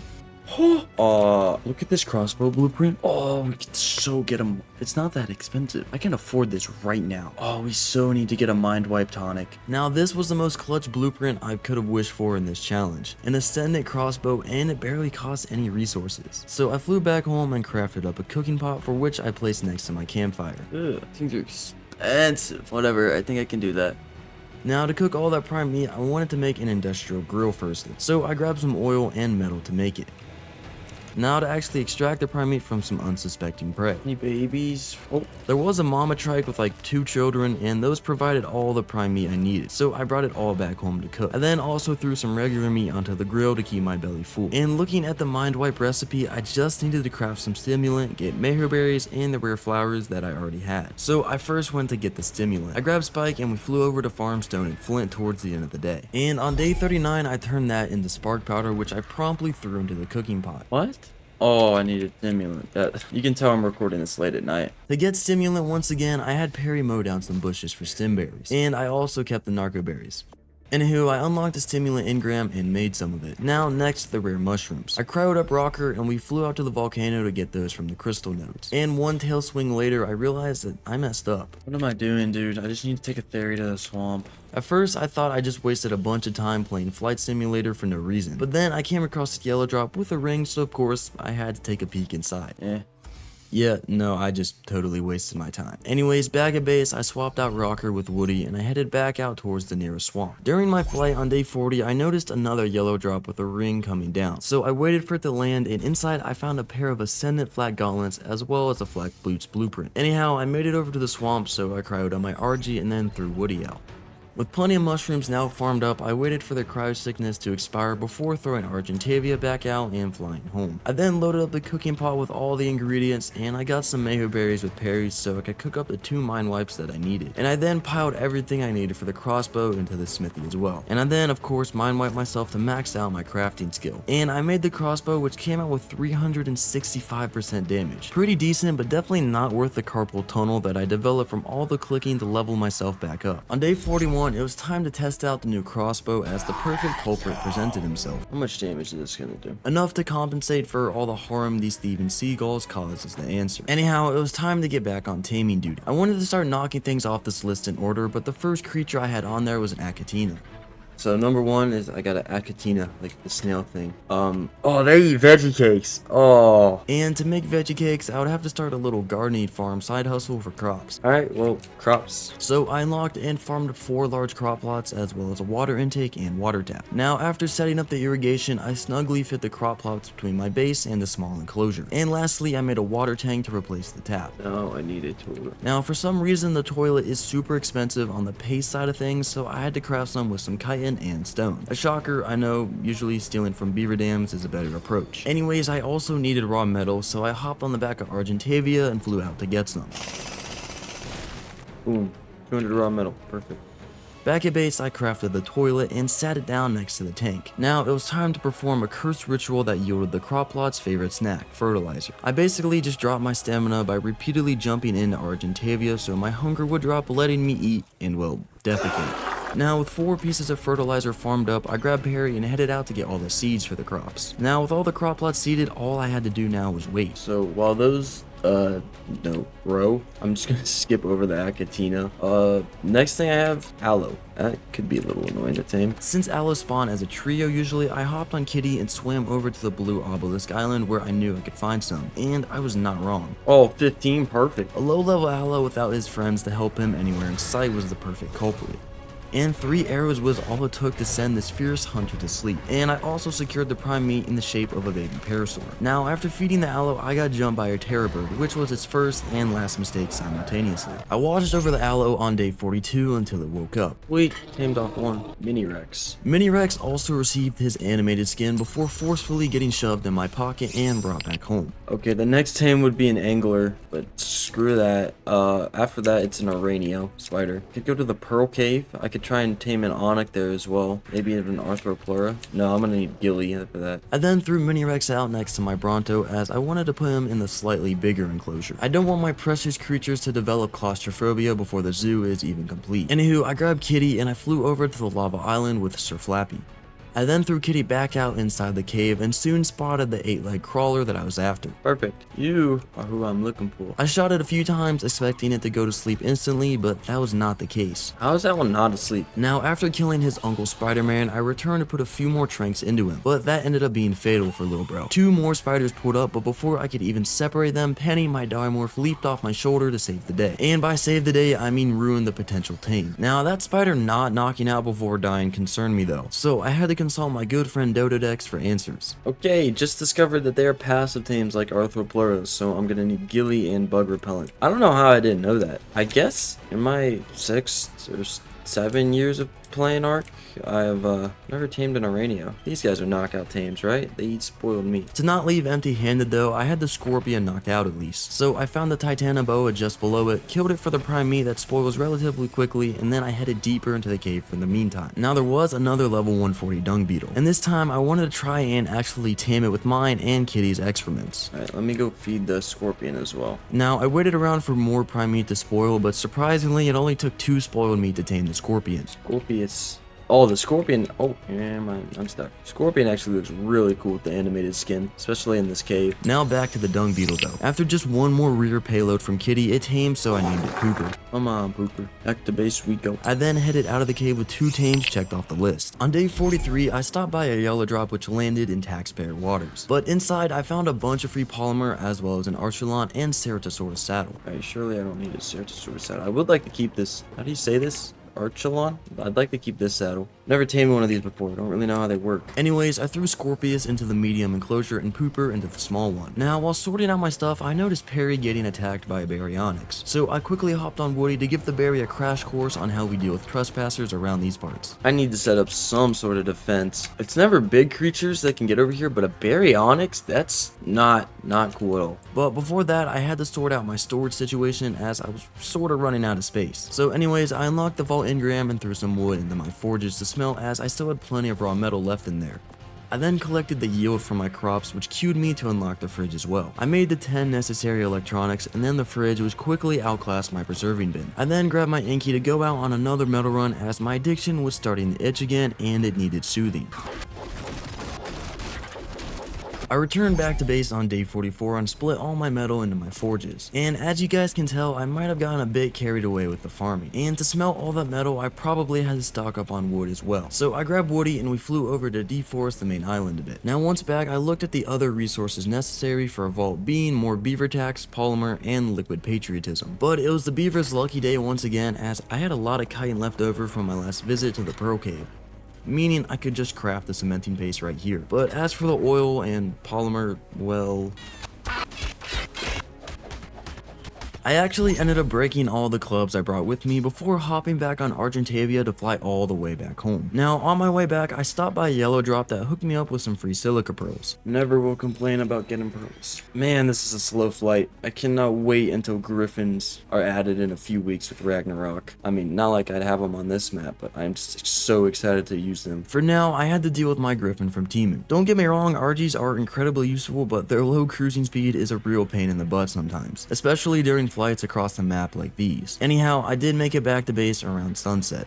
I then grabbed some metal from my forges and threw that into the fabricator and made 2 vaults. I also picked the campfires up as I don't really need them anymore because I have that huge industrial grill right over there. Alright man, let's start, I guess, just working on this new enclosure. I'm just gonna start farming and just dumping resources into these vaults. That being said, I kicked things off by stocking up on stone with Rocker, a small side quest that cost me one of my canteens. She has dropped me. Call police fast. Once back, I transferred all the stone into one of the vaults, and I looked into my storage box to find a bunch more stone to transfer as well. Except I ran into a small issue after throwing all of it out. Hello? Yeah, all of those stacks were sent straight into the back rooms as they were nowhere to be seen. Anyway, I grabbed all the other resources that I had and threw them into the same vault before flying back out with Rocker for round 2.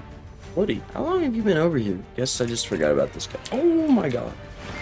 Surprisingly though, that Raptor dropped a whole Ascendant treasure map. And for now, I cryoed up Woody and then returned back to the crib and I started mass crafting stone foundations. And on day 47, I started by laying down the foundations for the large enclosure.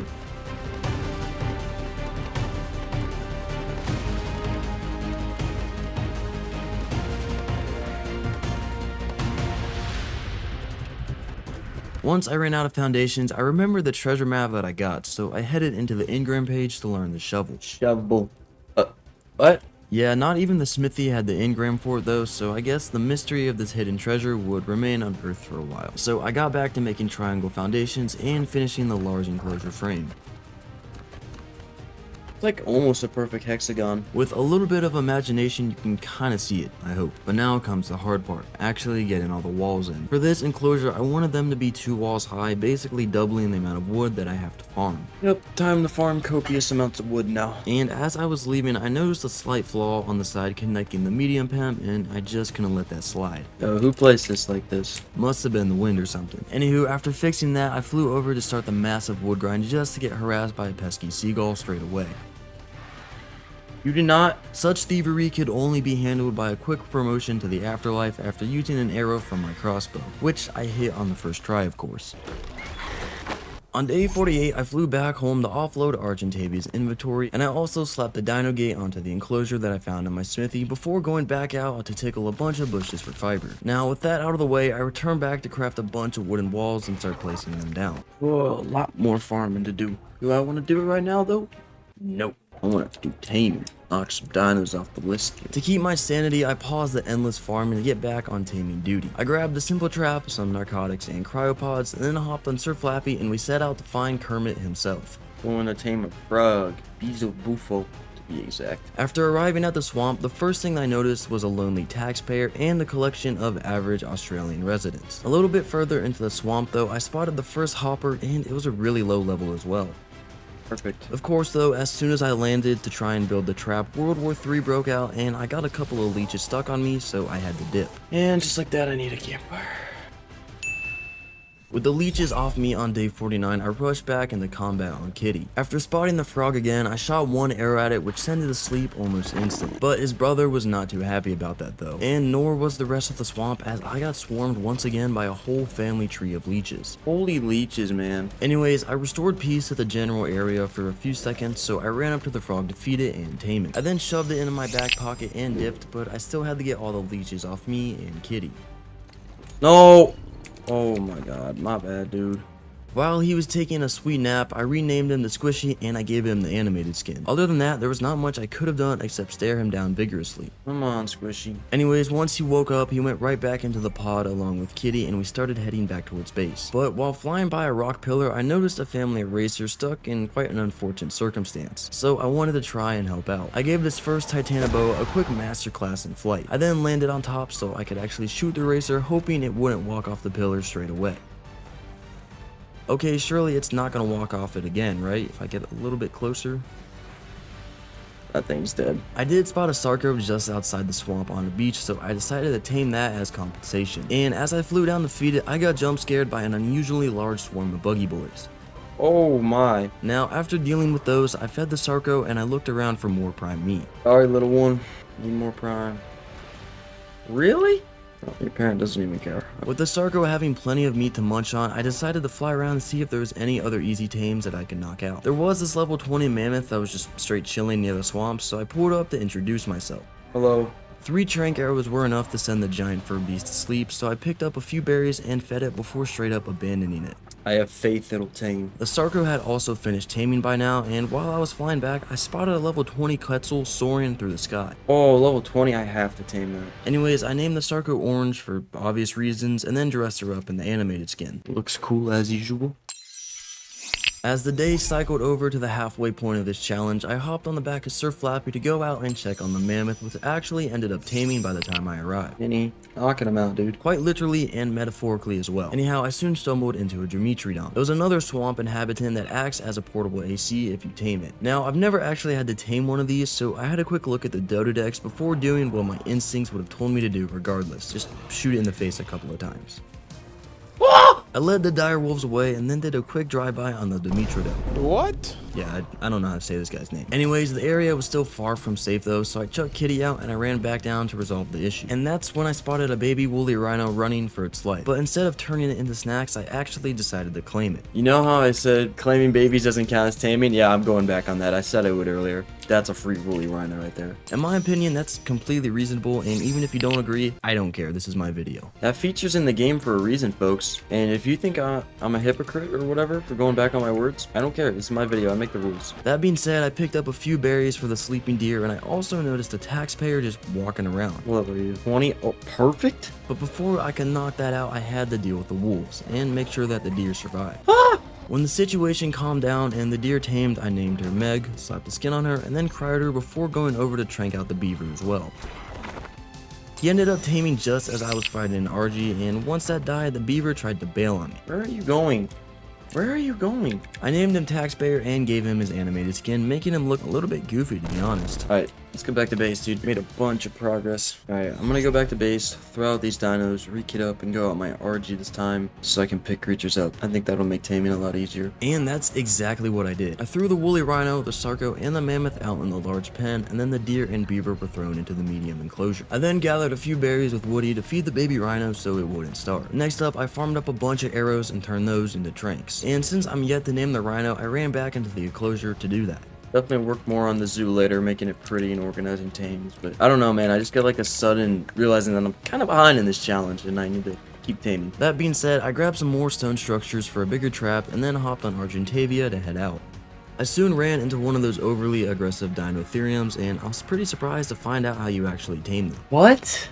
Why did animals drink beer, dude? I unlocked the beer barrel engram, but I left the angry mammoth for now in search of something easier to tame, such as a Diplo, but not a level 145. Instead, I found a level 15 next to a yellow drop, which I looted. I did, however, forget to bring Perry with me though to harvest the Meho berries to actually tame it though. So I marked the Diplo on my map and flew back to base. And once there, I threw Squishy out into the small pen as I forgot to do that last time. And after picking up Perry, I flew right back out to the Diplo. Now once I spotted him again, I crafted up a bunch of trank arrows to knock it out. And yeah, I'm not about to passive tame this thing. I threw my Thyla out on day 52 and I cleared the area of any raptors and a Trudon before trying to knock out the Diplo. But the Argods had some other plans. Time to start the tranking process. Oh my god. When I loaded back in, I got rolled back to the rock that I landed on, so I threw out Kitty and I started shooting the Diplo. Now, you guys remember how I made a whole trip back to base specifically to grab Perry so I wouldn't have to handpick the berries? Yeah, not my proudest moment, but these hands got the job done regardless. So now all I have to do is wait for it to wake up and be mine. Meatball. That wasn't that bad. Oh, chill. I gave Meatball the animated skin and crammed him into my back pocket. And I shortly followed that up by trying to squeeze Kitty into it, but that just proved to be too much. Dude, oh my god. Luckily, I pressed save just before that though, so I was right back to where we left off. I then actually cryoed Kitty and I took off to go look for other dinos. Arner. Perfect.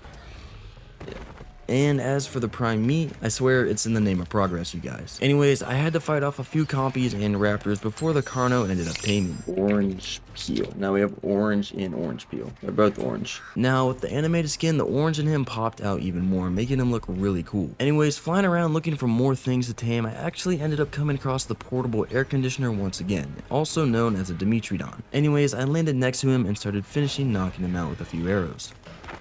I fed him and he woke up on day 53, so I named him Jimmy. Now Jimmy looked rather interesting with his animated skin, and unfortunately he didn't get to enjoy for too long as he was sentenced to hibernation just like the rest of the creatures. Now while flying through the snowy mountains, I noticed a lonely saber-tooth just minding its own business, so I snagged it and dropped it off on a cliff for safekeeping for now. I then flew up to the top where I quickly constructed a 1x1 and then got him in first try. With the smaller kitty now trapped, I sent a few arrows into it, but it got seriously injured from them and I didn't want to kill it by accident, so I had my RG do it for me. Idiot. Thankfully though, sabers weren't that rare at all though, so I just go look for another. That is if I don't get distracted by my own saber kitty. Oh my god. Shut up. I'm not dealing with you. Why are you meow? I'm not dealing with you right now, okay? I gotta record this video, you stinky little thing, so I can buy your food. Anywho, I picked up the trap and I flew up to the mountain where I soon found a low-level direwolf, the perfect culprit for taming.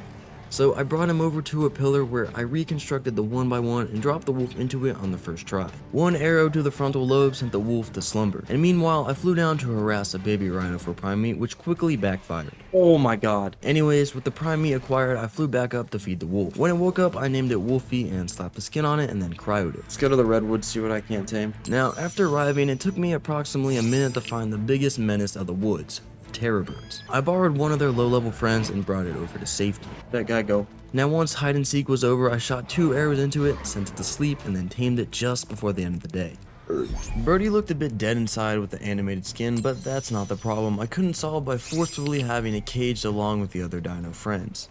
Speaking of friends, it was time to make a new one. I spotted a low-level monkey roaming the redwoods, so you can probably see where this is gonna end. Wait. It is a child. Okay, I'm killing it, and I'm claiming its child. I don't regret going back on that rule at all. Once the father ape died, I could claim the child and it would forever love me from that point on. That is, if it survived. Oh! Thankfully, that was just a low-level Carno, so I clapped it with ease while a couple of Pteranodons that pulled up, all while baby monkey watched in horror and disbelief. That's just Ark in a nutshell, folks. Let's get you in this cryopod, dude. Hopefully the hibernation would allow the baby to forget all the traumatic events that just occurred. Anyway, the next dino I stumbled into was a low-level racer. This one had no cliff to jump off of, even though I'm pretty sure it would try to if it could. Yeah, nice turn radius, dude. I went over to grab some mayho berries real quick, but then I heard something skedaddle into the bushes. Microraptor. These little buggers can be quite a challenge to find, so I had to take the opportunity and chase it down with my bolas. Now, thanks to the simple fact that I am him, I managed to bola it on the first throw. I then managed to bola it on the first throw. It was a level 135, but honestly, it was fine. I carefully inserted 2 trank arrows right into its skull, sending it to sleep. Now, Microraptors prefer to eat rare flowers, however, the keen eye amongst you could already see that my inventory contained exactly 0 of this aggravating substance. So I had to resort to using baby dino remnants as usual. Now while they both tamed, I proceeded to use my hands instead of parry to gather mayho berries since I was still completely oblivious to his presence in my right pocket. Now the Microraptor ended up taming first, so I gave him a very fitting name I'm sure he'll be grateful for. That's how I feel about all Microraptors. But after applying the animated skin on the little bugger, I did the unthinkable. Honestly, dude, Penny, you're being replaced. Don't get me wrong, I hate Microraptors as much as the next guy. But let's be fair, they look really cool just sitting on your shoulder. And seems like a second little demon bird heard my compliment towards their species, and it decided to come thank me personally on the behalf of their kind. Except it came off a bit aggressive, so I had to calm it down with my stapler. Now there was also a third Microraptor which was just a mere juvenile. Now having witnessed the sheer power of my technology, it decided that survival was probably better than bravery. Now soon enough the racer stood back up, so I named him Potato. I then gave him the skin which made him look like an even bigger potato. Yeah, this thing definitely looks like a potato. That name does fit. Alright, back to base. We tamed the whole lot. It's good. Now, while flying back, I spotted yet another Archelon. This time, I was actually curious enough though, so I had a quick look through Google to find out exactly how you tame them. You feed them biotoxin? What? What does this game come to? But no, that actually makes sense, because turtles eat jellyfish in real life. I also checked out how to tame the pesky thieving seagulls, and since there was no shortage of those, I loaded up my crossbow and hit one on the first try. Where'd it go? Usually they like to get up real close and personal, but for some reason this ichthy decided the woods were gonna be its new home and never re-showed itself again. Perhaps my aura from the drip was just too much to handle. While flying back on day 55, I spotted a level 55 ichthy in the ocean, so I dragged some prime meat onto my hotbar to go in for the tame. Oh, demon fish right there. Never mind. So back to base I went instead, and after arriving, I threw Meatball out into the large enclosure along with Potato and Orange Peel. Then Birdie, Jimmy, the monkey, and Wolfie were sent into the medium pen, and I threw Penny into the small one. I then proceeded to inspect my forges and the chemistry bench very thoroughly, and by that I mean I stared into their inventories for a while, and I didn't even notice that my baby monkey starved to death. Okay. I need to branch into taming underwater creatures. Obviously the dolphin was gonna be the first culprit, as they're the simplest to tame and they're really fast way of getting around the ocean. So after sorting out my crops, I unlocked the itchy saddle. I then crafted one and switched my crossbow to the lethal mode so I could go out and get prime meat. Now while flying around the beach, I ran into a level 50 Rex, so I switched back to my tranks and started blasting. But things quickly went south when a little pickpocket yoinked one of my cryopods. Don't worry though, I would show him the consequences of thievery very soon. On second thought, the Pego can actually keep my cryopod. What was worse was the fact that the Rex started beef with the Theri and the Trike at the same time. Hey man, I'd probably fight the Theri that's whooping you. Yo, if that Rex dies, these are gonna be claimable. For some reason, that thieving little rascal showed back up on my screen once again, so I packed him up and got my belongings back. Now, after handling that business, the juvenile Rex was claimable, so I checked that off the taming list. Now, back to water creatures though. I still needed some prime meat, however, I knew exactly where I could outsource them from. Sorry bro, just business. What? Am I missing? Why is this thing not... The pickaxe seemed to work, but the hitbox was really janky. It was actually tanking a surprising amount of hits, so I switched back to my crossbow to try again. Why is this thing not dying? Invincible baby Rex? Oh, no, not invincible. Now, harvesting the quartz was just as cursed as killing it in the first place, but I managed to get it. Dude's using black magic. He needs to be put down. On day 56, I used the Advanced Pteranodon Drone Scouting, PDS for short. That's something I just made up. Anyways, it's a method to find an ichthy to tame. 55, that'll work. This was also most likely the same 55 I avoided due to a demon fish nearby. Anyways, I jumped down into the water and fed the itchy, taming it instantly. I then threw the saddle on it and brought it back to shore and cryoed it. I should kill those jellyfish for the biotoxin. I threw my flippers on to get closer, but I didn't want to overstep any boundaries as the flesh-hungry oversized salmons were still lurking in the distance. Man, those things are ugly. F's in the chat for the ugly fish. Anyhow, I killed the Nidarias and harvested their bodily goo. And that was before remembering that the Ichthy didn't get the animated skin or name yet. Fishy. Nothing crazy, looks like a dolphin. Since I had some biotoxin now, I remembered there was a low-level Archelon in the area, so I flew around looking for it. Hello. You're level 20. Okay. I dove in with my scuba, and Taming Master Uguay's cousin was really simple as feeding it the toxin. Except it did need multiple feeds, so I did have to wait around for a little bit. Oh. Okay. I meant to do that. That was cool, right? Anyways, 3 feeds later, the turtle tamed, so I named it accordingly. Feed your cousin. Where are you going? Now, with the first 2 aquatic tames out of the way, I could return back home and actually set up my first water enclosure. Now, upon arrival at my island, I looked around to find the perfect spot for it. Now, this little dip down between my island and a neighboring island would probably work just fine. So now the plan was to farm up a bunch of behemoth gates. That being said, I picked up old Rocker and we went out to gather copious amounts of stone. On day 57, I returned to also stock up on thatch, and while doing so, an idea popped into my mind. You know what I need to do?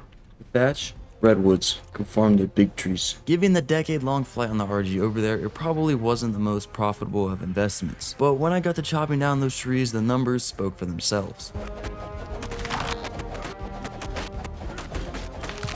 I got back home on day 58, so I loaded up the smithy and started crafting the behe gates. Now, with 4 gates made, I swam down to place them down and just see how big I could really make this pen. Of course, nothing is as peaceful as it seems though, and I soon fell into a couple of piranhas trying to take a bite out of me, so I introduced them to my blicky. Now, with 3 of the gates placed, it was time to get back to the grind, and Rocker was about to put some extra hours in for real. And while I was minding my own business, a pego nonchalantly pulled up on me. It then proceeded to dodge my arrow and rob me of Master Uguay's cousin. Unfortunately for the pego though, it's too slow for my impeccable aim, so I dropped it and reclaimed the turtle. A few rocks later, I flew back home to give Rocker a break and instead take Woody out for a spin around the block. When I returned, I made 2 extra gates and jumped into the water to place them down, and this actually took a lot more fiddling than you might have thought. Why is this obstructed? Oh, it's the RG. That's... I got one of the gates down, but no matter what I did, the obstructed message just kept assaulting my screen. So on day 59, I had to tweak my settings a little bit to avoid tweaking myself out. After loading back in, I placed the last gate, and now it's time to make the actual door, which are also just as expensive. Now with Woody still over the mainland, I flew over and grabbed some extra wood for the last gate. Now as for the little gaps in the walls, I decided just normal dino gates would do the trick, so I crafted a few of those as well. And for the really shallow part of the enclosure, I used spikes to discourage any wild goons from trying to enter. With that build complete, I threw Master Uguay's cousin and Fishy out into their new home. I then also threw out the juvenile Rex that I was still carrying on me. On day 60, I threw Kitty out to do a little bit of cleaning around my island as random trespassers have been silently accumulating here recently. And almost immediately after that, I got punished again for my crimes against nature. No! After loading back in, the schizophrenic trees were once again visible, but I ignored them for now and ran into the large enclosure to put the animated skin on the rhino and then feed the Rex. I then remembered to make a beer barrel so I could tame the Dinotherium and the Cacolotherium later on. Guess I'm starting my own brewery. I flew back out to Woody, but this time I used him to get some quick berries as those along with thatch are what's necessary for beer to be made. Lastly, I made a water jar as that's also an item needed to store the beer. Go figure. Alright, I'm gonna go try to tame a Caracu. Anyways, I hopped on the back of Sir Flappy and we flew all the way across the map to the iceberg. And this time, I was here to make friends instead of mercilessly depriving the penguins of their natural resources. Or that was the plan at least. How did you not fall asleep? After the 3rd punch, the penguin looked at me in disbelief. Having still not gone to sleep, I followed up on 2 more punches and the final left hook actually sent the penguin to sleep. Permanent sleep, that is. So I shot another penguin in the face and it also seemed to subtly calm down and just look at me menacingly. Now, a second shot to its toe sealed its fate though. Not in a good way, however. Oh wait. Just claim the baby. We're gonna ignore the events that just occurred and move on with our lives. Now, with the living incarnation of Polymer secured, I started flying back to base towards the end of the day. And on day 61, I spotted a small family of Gigantoraptors while flying back to base.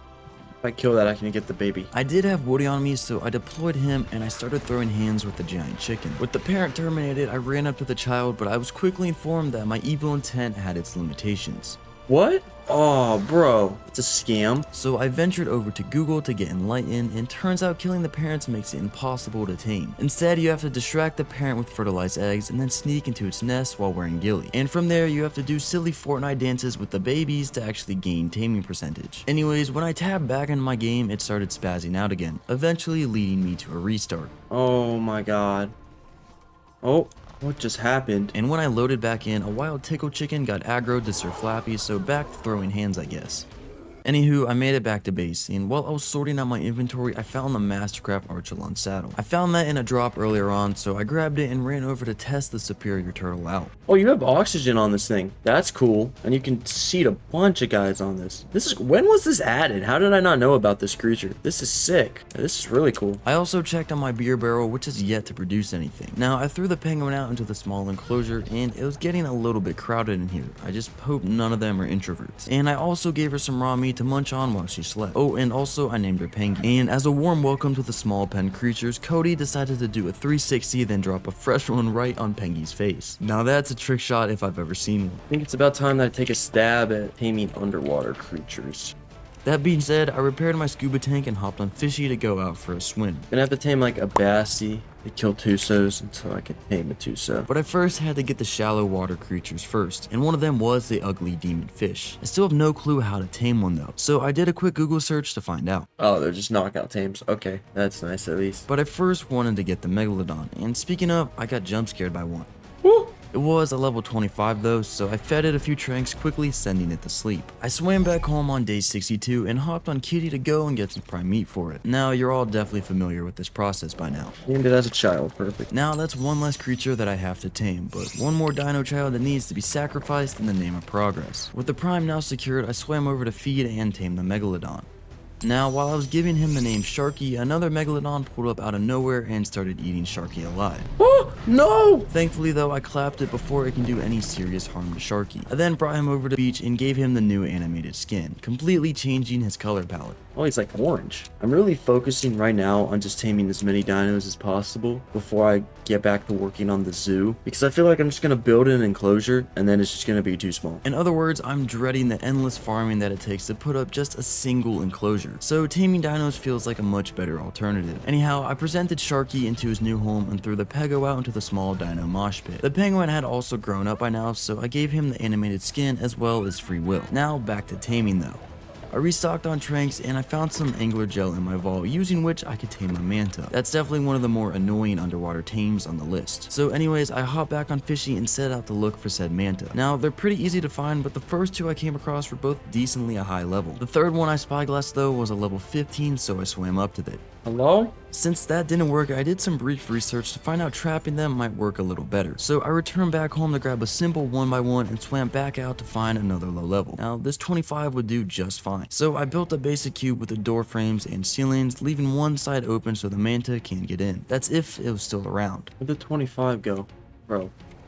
Since I got aggroed by the 140, I let it into the trap and just closed it in. And after one feed, it got 20% taming progress, so I just decided to stick with it and actually tame it. And I also put Fishy into my pocket to keep him safe while I waited.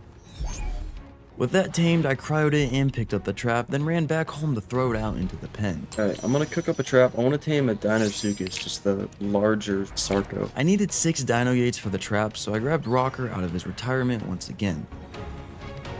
Then a little bit of deforestation also occurred as usual, but I got all the gates crafted by the end of the day. And that meant it was time to head out on day 64. Alright, let's go tame an oversized Sarco that probably should never be added to this game. Is that a hot take? No. I flew out to the swamp surrounding the central floating island and I began surveillance. Now, it didn't take me too long to find one of those giant crocs. However, it was somewhat of a high level. And the second one, and so was the third one that I came across. So I decided I had enough of aimlessly flying around, and I just tamed at level 100. So I threw Kitty out to stay safe and constructed the trap. I then got the colossal muncher's attention and trapped him on the first try. A little bit of tomfoolery later, I actually got the croc in by picking up the front gate and replacing it once it was actually inside the trap. Got it. Now, as per usual, the next step of the operation was acquiring prime meat, while also making sure that I don't get turned into some. Woo! Capro, what level are you? Now, one trank arrow was actually enough for this Timu crocodile to fall asleep, so back to looking for prime.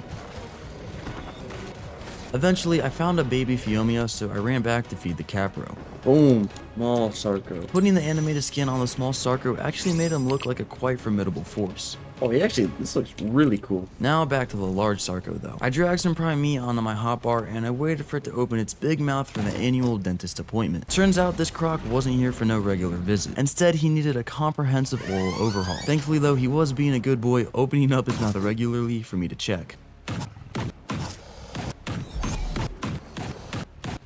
Boom. Large Sarco. I also got jump scared by its dossier, which I immediately closed. Unfortunately though, this mildly obese crocodile did not yet have an animated skin. Anyhow, I picked up everything and then threw Sir Flappy out and headed back home. When I returned, I threw the large Sarco out into the large pen and the small Sarco into the medium one. I need to make bug repellent so I can tame like an Arthro and a Rhino pelt. Let's go out to the snow, see if I can't tame a Dodo as well while I'm out there. At first, I took off on Sir Flappy, but I quickly turned around to grab Argentavia instead so I can actually pick up the Dodo. During the flight on day 66, I stopped by a purple drop that hooked me up with a couple of stews and some obsidian. Now, a few painful minutes later, I arrived at the snow where I was greeted by a direwolf fighting an Anki, so I decided to help out. I needed pelt after all, so killing the wolf was more of a professional courtesy. Oh, I never tamed a saber. I then flew up to a nearby pillar where I quickly assembled my 1x1. The saber I set my sights on was a level 20 as well, so of course I picked it right up and dropped it into the trap on the first try. Boom.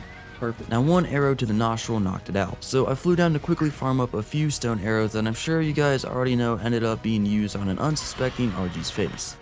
The second RG clearly didn't appreciate that though, so it did the most logical thing a bird could do, attack Argentavia of course. After clapping that one, I had gotten enough prime, so I flew back up to feed the small kitty. This thing being on life support was an understatement. It could basically be considered clinically deceased. Despite that though, it did tame, shooting its health back up. Spooky cat. Boom. Oh, you look sick. That mane is crazy. Alright, let's check a saber off the list finally. I continued looking for the Dr. Piggies for a few minutes, but the shivering cold of these mountains was starting to get to me and my health was dropping really quickly. So I did a quick pit stop to smack up a few campfires. Now with those made, I took off again and soon came across my first pack of Dodons, and one of which was a level 45.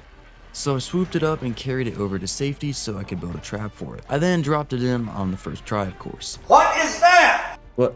Dark magic aside, I got it into the trap on the first try. Also just in time to slap the campfires down and start warming up my fragile body. Is this not enough? Woo! Even with 3 campfires blasting flames and a torch in hand, I was still freezing to death, so I decided to make a sleeping bag as a precaution. Now, I spent the majority of day 67 warming up and healing by the campfires while the pig just stared me down menacingly. But as the sun came up, I felt more confident to pull out my crossbow and forcefully shut the Dodon's eyes. Boom. Right below the trap there was a baby Carno, almost as if it was waiting for me to turn it into pure progress. I then fed the Dr. Pig and went off to farm pelt in the meantime. A short discussion with a nearby mammoth later, I gathered just a mere 2 pelt from its fur-covered body. Someone make that make sense, please. There was a second mammoth that also appeared to have come out of nowhere. Now this one gave me an insane 4 pelt, doubling my previous harvest. Inflation, I guess. I'm just stand here and heal while this tames. And once he did, I named him Piglet and gave him the skin. Dodon checked off the list. Shortly after taking off, I remembered that the center had offered a bunch of alternatives to gathering pelt in the form of bear caves. Oh, I should just go kill bears in there's bear caves all around me. They're warm. I'll get pelt and I need to tame a little. So I started flying back towards the warmer climate side of this map, and while hovering over the swamp, I spotted a Diplodocus frantically doing circles in the water. So of course, I picked it up and built a trap for it while holding on to the little guy, as they like to skedaddle on the first sight of another living being. Anyways, with the trap made, I dropped it inside on the first try, surprisingly. Oh, they can walk through doors. Okay. A little oversight in the design of my trap, but not an issue a couple of trank arrows can't solve. For some reason, it ignored the fact that it was completely free of the trap, and it decided to just take the arrows and go to sleep. Interesting life choice, but convenient for my mission. Anyhow, I fed the oversized axolotl and waited for it to wake up. Blobfish. I don't even know what to call this thing, dude. The face it threw at me after I equipped the animated skin also threw me off guard. Oh my god, you look goofy. You look really goofy. Into the cryopod is where it went. Now, after making it back to base, I threw Stinky Cat and Piglet out into the medium enclosure. Since the Diplodocus is amphibious, I decided the water pen would be a better fit for him.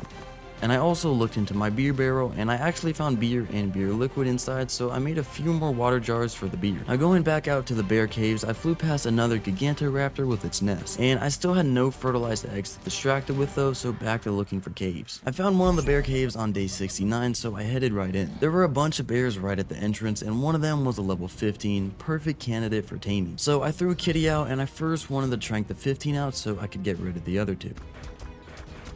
Boom, now I can kill these guys. Which was easier said than done, as the bears hit like trucks and they don't have the slimmest amount of health pools either. Aye! There we go, there's the pellet I needed. Now I need prime. A wild raptor must have misunderstood me, as I need prime meat and not prime example of a moron.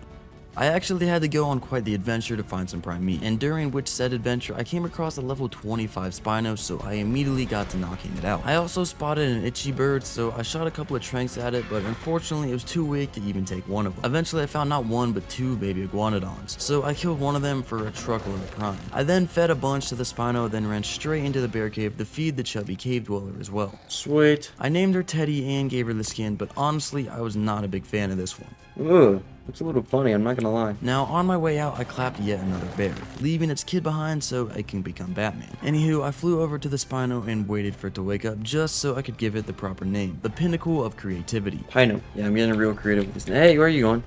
Goofy names aside though, Pino looked pretty cool with its animated skin. Now with two birds clapped with one stone, I returned back home to welcome the new dinos to the family and to make bug repellent. To tame an Aranio and Arthro, I needed gillies, so I unlocked the engrams as well and then made the set. I then hopped on Sir Flappy and we headed back out to the Pearl Cave, making sure to stop by a yellow drop because opening these things are low-key kinda getting addicting, up until I actually opened the drop to see what was inside. As I turned back around, I noticed a Kentro assaulting my PT, reminding me that I'm yet to tame one of these, and I did see a baby Kentro with this adult as well. So on day 70, I threw out Kitty to talk business. Just gonna let the bleed damage do the work since they damage back. The bleed also worked wonders as the Kentro died almost immediately, almost as quick as Art's punishment for my crimes against nature.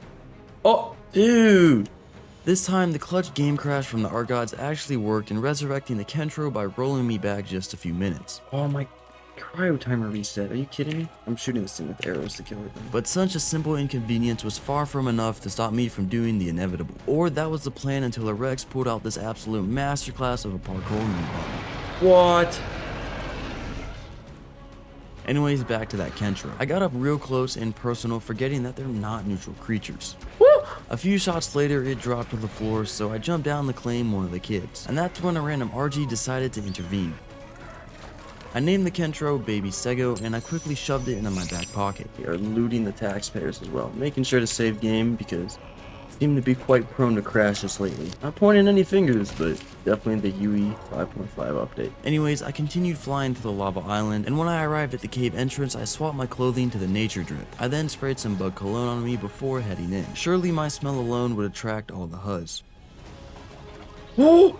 I didn't know it would aggro instantly. Anyway, I ran back outside to the entrance so the spider would lose aggro. Then, when I returned, I found it tweaking out next to a wall, surrounded by other insects, so I had to do a little bit of pest control before going back in for the second feed. Oh, it didn't aggro me that time. Seems like he's just a chill guy after all. I probably just caught him off guard the first time. Boom. Spooderman. Let me see this skin. Yep, still pretty ugly. Not the skin, an Aranio. Aranios are ugly. Now onto the centipede, which is arguably harder to tame. There was a level 50 chilling in the water down below, so I jumped off to feed it for the first time. I then got the prompt to feed it, but it aggroed to me, so I couldn't get it in the time, meaning I had to exit the cave once again. Now when I returned back, I had a quick look deeper into the cave to see if there was any other Arthros around, but the only thing I attracted was the attention of a snake. So on day 71, I decided to ditch the pro cave and instead try to look at the floating island. I flew to the bottom of the island expecting to find buggy boys everywhere, but reality was far from that. Why are there no bugs? The only cave creature I found were onyx, which I'm still yet to tame, so I bolded one and tranked it out, at least tried to. Why are you not going to sleep? What? After killing it, I actually looked at how you tame them just to realize that they're passive tames. Waste of time. I was not out of ideas yet though. I knew of one more cave that could supply me with insects, so I flew over to it. I then threw Kitty out and we ran in to explore the place. But it was just as empty as Ark's promises of delivering a new map on time. And just as a cherry on top, I exited the cave and my PT was nowhere to be seen. And I bet you my Pteranodon is under the map. I did make sure to check above the cave as well before summoning my dark magician to earthbend through the terrain and pick up Sir Flappy. After all that nonsense, I flew out to the redwoods where I actually found the tame that I'm yet to secure, the Gallimimus. I parked my PT right in front of it, hopped off, and shot it, cueing it to run around frantically. And it was definitely not a bad strategy as I did lose it, but unfortunately for the galley, the indomitable human spirit wins every time and I found it and shot it a second time. And on day 73, I somehow managed to get the speedster stuck in the wall, giving me a bunch of free shots on it. However, that also made it pretty bloody and I didn't want to kill it by accident. This crossbow just kills the dinos, it's too strong. So I let this guy get away and instead I flew out to the waterfall cave as that's what I was actually looking for in the first place. And I was greeted by a Megalania at the entrance. So I put on my disguise and I of course tried knocking it out. I did get Mega Rabies maybe 2 to 3 times while tranking it out though, and that nearly did send me back to the lobby. But luckily it did get knocked out as well, so I could feed it some narcotics and tame it. Now as for the source of my prime meat, you can all probably guess where it came from. Also, Kitty decided to activate 100% of his brain power and literally jump off to the bottom of the waterfall. Dude, are you... So I picked up the goofball and returned back to feed the Megalania. Once I woke up on day 74, I gave it a name. Lizardo. Lizardo got his animated skin costume before being sent to the depths of my left pocket. Going inside the waterfall cave, I spotted a low level on it. The plan was to quickly farm up a small trap, get it inside, and then leave it so it loses aggro. So I crafted up a simple 1x1, returned back to the cave, and placed it down near the bat. I then ran over to get its attention, of course triggering his friend in the process, so I had no choice but to tank a couple of hits and get them both inside the trap. Did get Mega Rabies, but it's alright. I then flew away and waited for the disease to wear off before returning back and putting my ghillie on along with the expensive cologne. But before opening up the box, I did some quick research on the bat's appetite, which turned out just to be prime meat, something that I had plenty of in Sir Flappy. With that on my hotbar, I got close to the low level Onyx, and after a bit of trial and error, I could actually feed it through the box. If I tame this, it's the 145 is just gonna kill it. So I'm gonna have my Thyla out ready to kill it. Then the low level Onyx was ready to eat again, so I fed it and tamed it. I then immediately picked up the box and munched down the other bat. Got it. Perfect. That worked out really well. I named the Onyx Batman and cryoed him along with Kitty. And I still needed to tame an Arthropleura, so I looked through the rest of the cave to see if I could find any. Spoiler alert, I could not. Man, I still have not tamed the Kipper yet, dude. Gotta do that. Still need to build his throne as well. And more enclosures. Whew. Lot to do. That being said, I flew back home to throw out all the new dinos into their respective pens. I also sorted out my inventory and made more water jars for beer. I'm gonna make a cooker and veggie cakes now. Really want to tame an Arthropleura, but you know. For now, I grabbed the 4 beer that I had and headed out to find a Cacolotherium. Once I arrived at the Blue Obelisk, I realized I forgot to tame one of the early game dinos. You know what I haven't tamed? Stego. I was running a bit low on tranks too, so I flew back to base to see if I can make some more. Which turns out I couldn't since I was broke, so I flew out to farm some flint and thatch. And on day 76, I turned all the freshly made arrows into tranks. I then grabbed up a simple trap and headed out to find some prime meat. Yeah, I decided to leave the Stego for later as well, and instead I wanted to dive underwater again to knock out some prehistoric fish off the list. I'm gonna farm up a bunch of prime meat here, hopefully put in the ichthy and go try and tame an angler, bassy, and whatever other underwater creatures I can run into. And just as I got to the other beach, I came upon a baby turtle, so that was all the prime I needed secured. I then swam back home, grabbed Fishy, and swam out to look for the first victim. I found the swarm of ugly demon fish again, and one of them was a level 15, so of course I had to try and tame that. I got closer and shot a trank at them, then quickly hopped on Fishy to distance myself. Wow, they are fast. Oh, and I'm done for. This was a bad idea. I kept shooting it while getting my face eaten off, and soon it let go of me. But as I looked down, Fishy was in big trouble, getting tag teamed by all 3 of the demon fish. I shot at them a few more times, but it was too late, and Fishy got shredded into pieces. Now, one of the uglies did get knocked out, but I got grabbed by the other 2. The heck? I'm in the mesh. And a Megalodon also pulled up to rub some salt in the wound, so it was wraps for me. Bro, oh my god, dude. Somebody remind me to make a bed. I once again had to go on a little hike across the beach and swim through the piranha-infested waters, which nearly cost me my life once again. Before I do anything, I'm making a bed, dude. I also made a scuba tank so I could go back and get my stuff. I then hopped on Master Uguay's cousin and then swam back to the crime scene where my Microraptor was still fighting the ugly fish. Luckily though, I got him out of there before he died and the demon fish scattered so I could also swim down to retrieve my stuff. I repaired my armor in the morning of day 77 and I also made a new itchy saddle. I need to put the Rex skin on this guy. Boom. Looks really cool. Anyhow, I killed another baby dino for progress of course and I headed out to tame Fishy's successor. Ooh. But there was, however, a demon fish nearby. A level 15 that is. So I pulled out my crossbow and started shooting at it. Now for some reason, instead of swimming straight at me, it started to run away. And that of course led me to chase it down, and once I got really close, this happened. Yeah. Why is it? Somehow these fish have developed a sentient mind and could somehow lead me straight into a trap. Clever for sure, but I did not anticipate that in the slightest. Anyways, I hopped on Argentavia and flew back to try and save my Microraptor again. Lucky he's a fast swimmer. He was basically on life support now, so I couldn't risk going in with him again. So anyways, I whistled Sir Flappy and we flew back home to the crib. I threw the Microraptor into the small pen and I flew back with nothing but a stack of meat and some scuba flippers. I then jumped into the water and quickly grabbed my bag and swam back to shore. Now with my armor and my sanity once again in pieces, I headed back to fix everything. What? Oh my god, I didn't feed it. Almost everything, that is. As we're approaching the end of this 100 days, I mean, still got some time left, but I need to make sure I get a kipper and build his throne, dude. Can't not do that. So it was time to go scout the rivers again. And on day 79, it finally happened. I spotted a wild female kipper. No way. So I quickly domed a fish and fed it. Just one more. I then shot another random salmon and fed the otter, and the almighty kipper was mine. Ooh. Back to base with Kipper. Now I could get to work on his throne that would overlook the whole zoo. I already had plenty of resources from previous farming sessions as well, so I just had to think about where and how I'd want to build this thing. Kinda got an idea.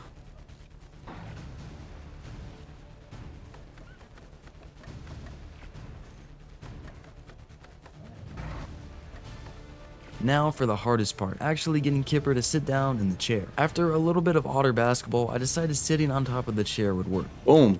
Alright, that's the best it's getting. Oh wait, I never gave him his animated skin. Boom. Animated Kipper. Now, with the main objective of this entire challenge completed, I could get back to taming less significant creatures. I'm gonna chill out and I need to tame some easier creatures to decompress. It's obviously, water is not meant for me, bro. A little bit of flying around later, I found the low-level stego. And on day 80, I perched up on the side of the hill to start knocking it out. Now, with Chonker asleep, I made a quick pass by my base to grab some Mayho berries with Woody. And once I returned, I quickly conducted business with a local RG, then fed the sleeping tank. Egg. Boom. Looking at my taming list, I noticed the Pelagornis and Ichthyornis were yet to be checked off, so I flew around the beaches looking for a higher level seagull that can sustain a trank arrow from my Ascendant piece of technology. And this level 95 looked to be a promising target, so I got closer and pulled out my bolas and hit the thieving bird on the first try. Since that actually worked as planned, I pulled out my crossbow and proceeded to make a series of shots before putting one straight through its beak. Homie goes to sleep. Oh, wait, that? Okay. And I was about to go sacrifice another baby dino for progress, but then I remembered Sir Flappy was loaded up on Prime, so I just fed the bird. And approximately 5 seconds later, I realized that they only eat fish meat, so a sacrifice did have to be made nonetheless. No! Oh my god, are you kidding me? Anyways, I loaded back in and the itchy I knocked out was back to flying around the area, so it was time to swat it out of the sky once again. One arrow was not enough to send it to sleep this time though, so I had to ensure it with a second shot to the dome. Anyways, right after that disaster, a gang of Dilos rode up on me to laugh at my misfortune. So I quickly switched to lethal arrows and sent them over to the afterlife. Anyways, there was a second Ichthy. Level 50, so I had a chance at redemption. Are you kidding me? Oh, what the? Ever since I left the demon fish alone, I believed I would be safe from them. But turns out these oversized, ugly salmon were so bloodthirsty that they dared to go on land. Anyhow, I took off to go and look for more seagulls, and eventually I spotted a Pelagornis out in the sea. So I flew closer to it to try and befriend it. Will it sink under the water if I knock it out? No. Perfect. Now I just had to get some fresh meat. The closest thing I could see was this manta, so I packed it up and harvested it. On day 81, I watched it from the beach, making sure that it stayed asleep and tamed in one piece. Come on, bro, just tame. Boom. I then whistled the seagull over to land where I gave her the animated skin. Oh my god, holy blue eyes on this guy. Now, flying back to base, I spotted a level 150 Ichtyornis, the perfect culprit for a trank arrow to the face. So I loaded up my crossbow and hopped back on Sir Flappy, and then we chased it down. Then when I got close, I pulled out my bolas and trapped the bird on the first try. Boom. On On second thought, maybe I don't want to tame a pesky thief. Alright, man, I need to finish this enclosure. This is just getting sad. I may not be able to tame all the dinos in this 100 days, but I'm sure gonna make a good zoo for Kipper. So I hopped on Woody and swam over to farm wood. A simple side quest that also included me trying to tame ichthyes once again, but both of my attempts failed as usual. Alright, man, whatever. Back at the crib, I mass crafted a bunch of wooden walls, and on day 82, I got to finishing the large enclosure.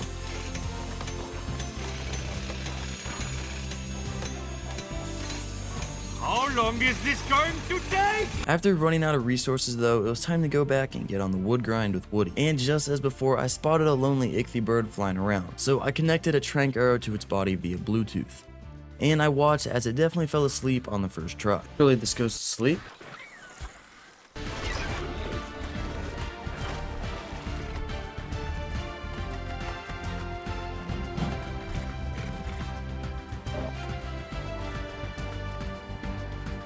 Bob the Builder roleplay continued into day 83. These walls were pretty much done, I just had to place all the ceilings and railings and other small details down. Holy Warzone on my island, dude. Now, as usual, Tiger, my other Pteranodon, was under attack once again. For some reason, he just attracted all the danger in the world, so I hopped on Kitty to settle the beef around my island.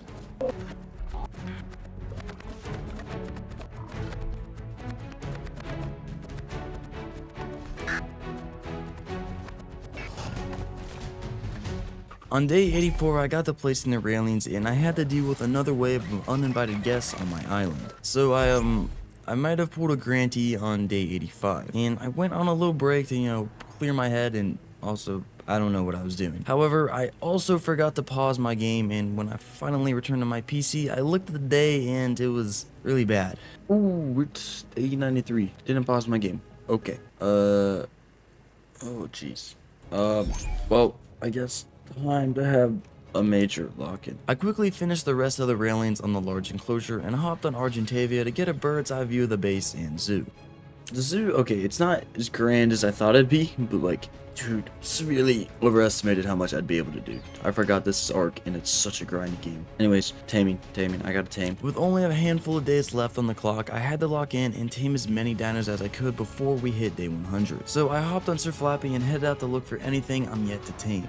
Looking for a Packy Rhino or a Thylacoleo. Dude, the hardest part of this challenge is just finding stuff, man.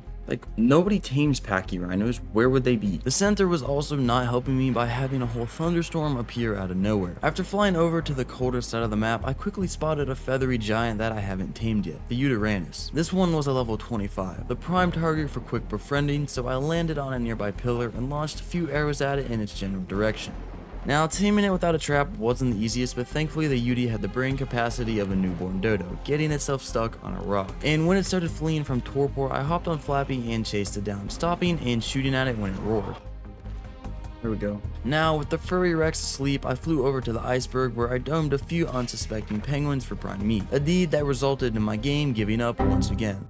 No, oh my god. Luckily though, I didn't get rolled back too far, so I just had to kill the penguins in cold blood again, which of course I enjoyed doing. Anyways, I then flew back to feed the UD and then aggroed the wolves in the area to lead them away from my giant chicken. Now, when it tamed, I quickly cryoed it and took off back to base with my new friend. Back at the crib on day 96, I threw the UD out into the large pen and named it. On day 97, I finally grabbed my much weaker primitive crossbow to try and knock out an Ichthyornis with that instead. So I flew over to the farming beach where I soon found the first culprit, and as he flew towards me, I updated his texture with a big trank arrow, and as retaliation, the bird ate an entire sack of narcotics straight from my inventory. You did not just eat 100 narcotics. And those narcotics had no effect on his torpor whatsoever, meaning I still had to knock it out via forceful insertion of another trank arrow, or two.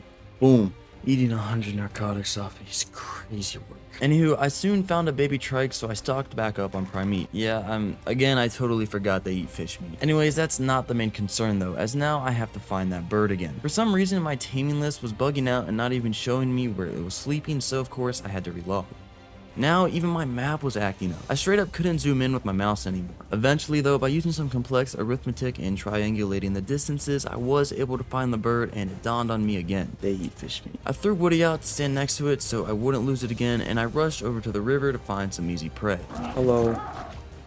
And once I fed it, the bird took a bite and I realized I'm gonna need even more. Oh my god. Why is that no taming effectiveness? Not only are these thieving birds able to swallow a whole fertilized giga egg, or any egg for that matter, they're also greedy when it comes to taming and require a whole 6-course meal to satisfy them. Even if it's the last thing I tame, I hate these things, but it's been such a pain to tame this whole 100 days. I stood over the pesky bird all the way into day 98. Yeah, that's really how long it took for this thing to tame. It's ridiculous. And this guy's taking 2 days to tame. I named this guy Spawn of Hell, which was a pretty accurate description. There's no better name for this thing. These things are ugly. But after hearing my comment, Spawn of Hell flew off as I gave it the skin. Anyways, when I caught up to it, I cryoed it and flew back home to throw it out into the small pen. So terrifying. Alright, man. It's day 99. I didn't get as far as I thought I would. It is 3 a.m. when I'm recording this. I'm dying. The zoo looks pretty cool though. Definitely envisioned something bigger in my head, but this does look pretty cool. Proud of what I did. I think I did build Kipper a pretty cool throne as well. I shall now sit on my chair with Kipper and wait until day 100. You know, I didn't get as far as I thought I would in this 100 days. I thought I'd actually be able to tame everything, but that's more skin pack codes for you guys. Why are you complaining? But we completed the main goal of taming a Kipper, building a throne, and building a zoo. So, how mad can you really be? At the end of the day, what matters is that both my sanity and Kipper made it to the last day of this challenge, and I can now present the zoo to my little Kipper. Boom. Day 100. Come on, Kipper. Look at this zoo I have built you. If only it had all the other dinos. Still pretty cool though. No, it ain't much, but it's honest work.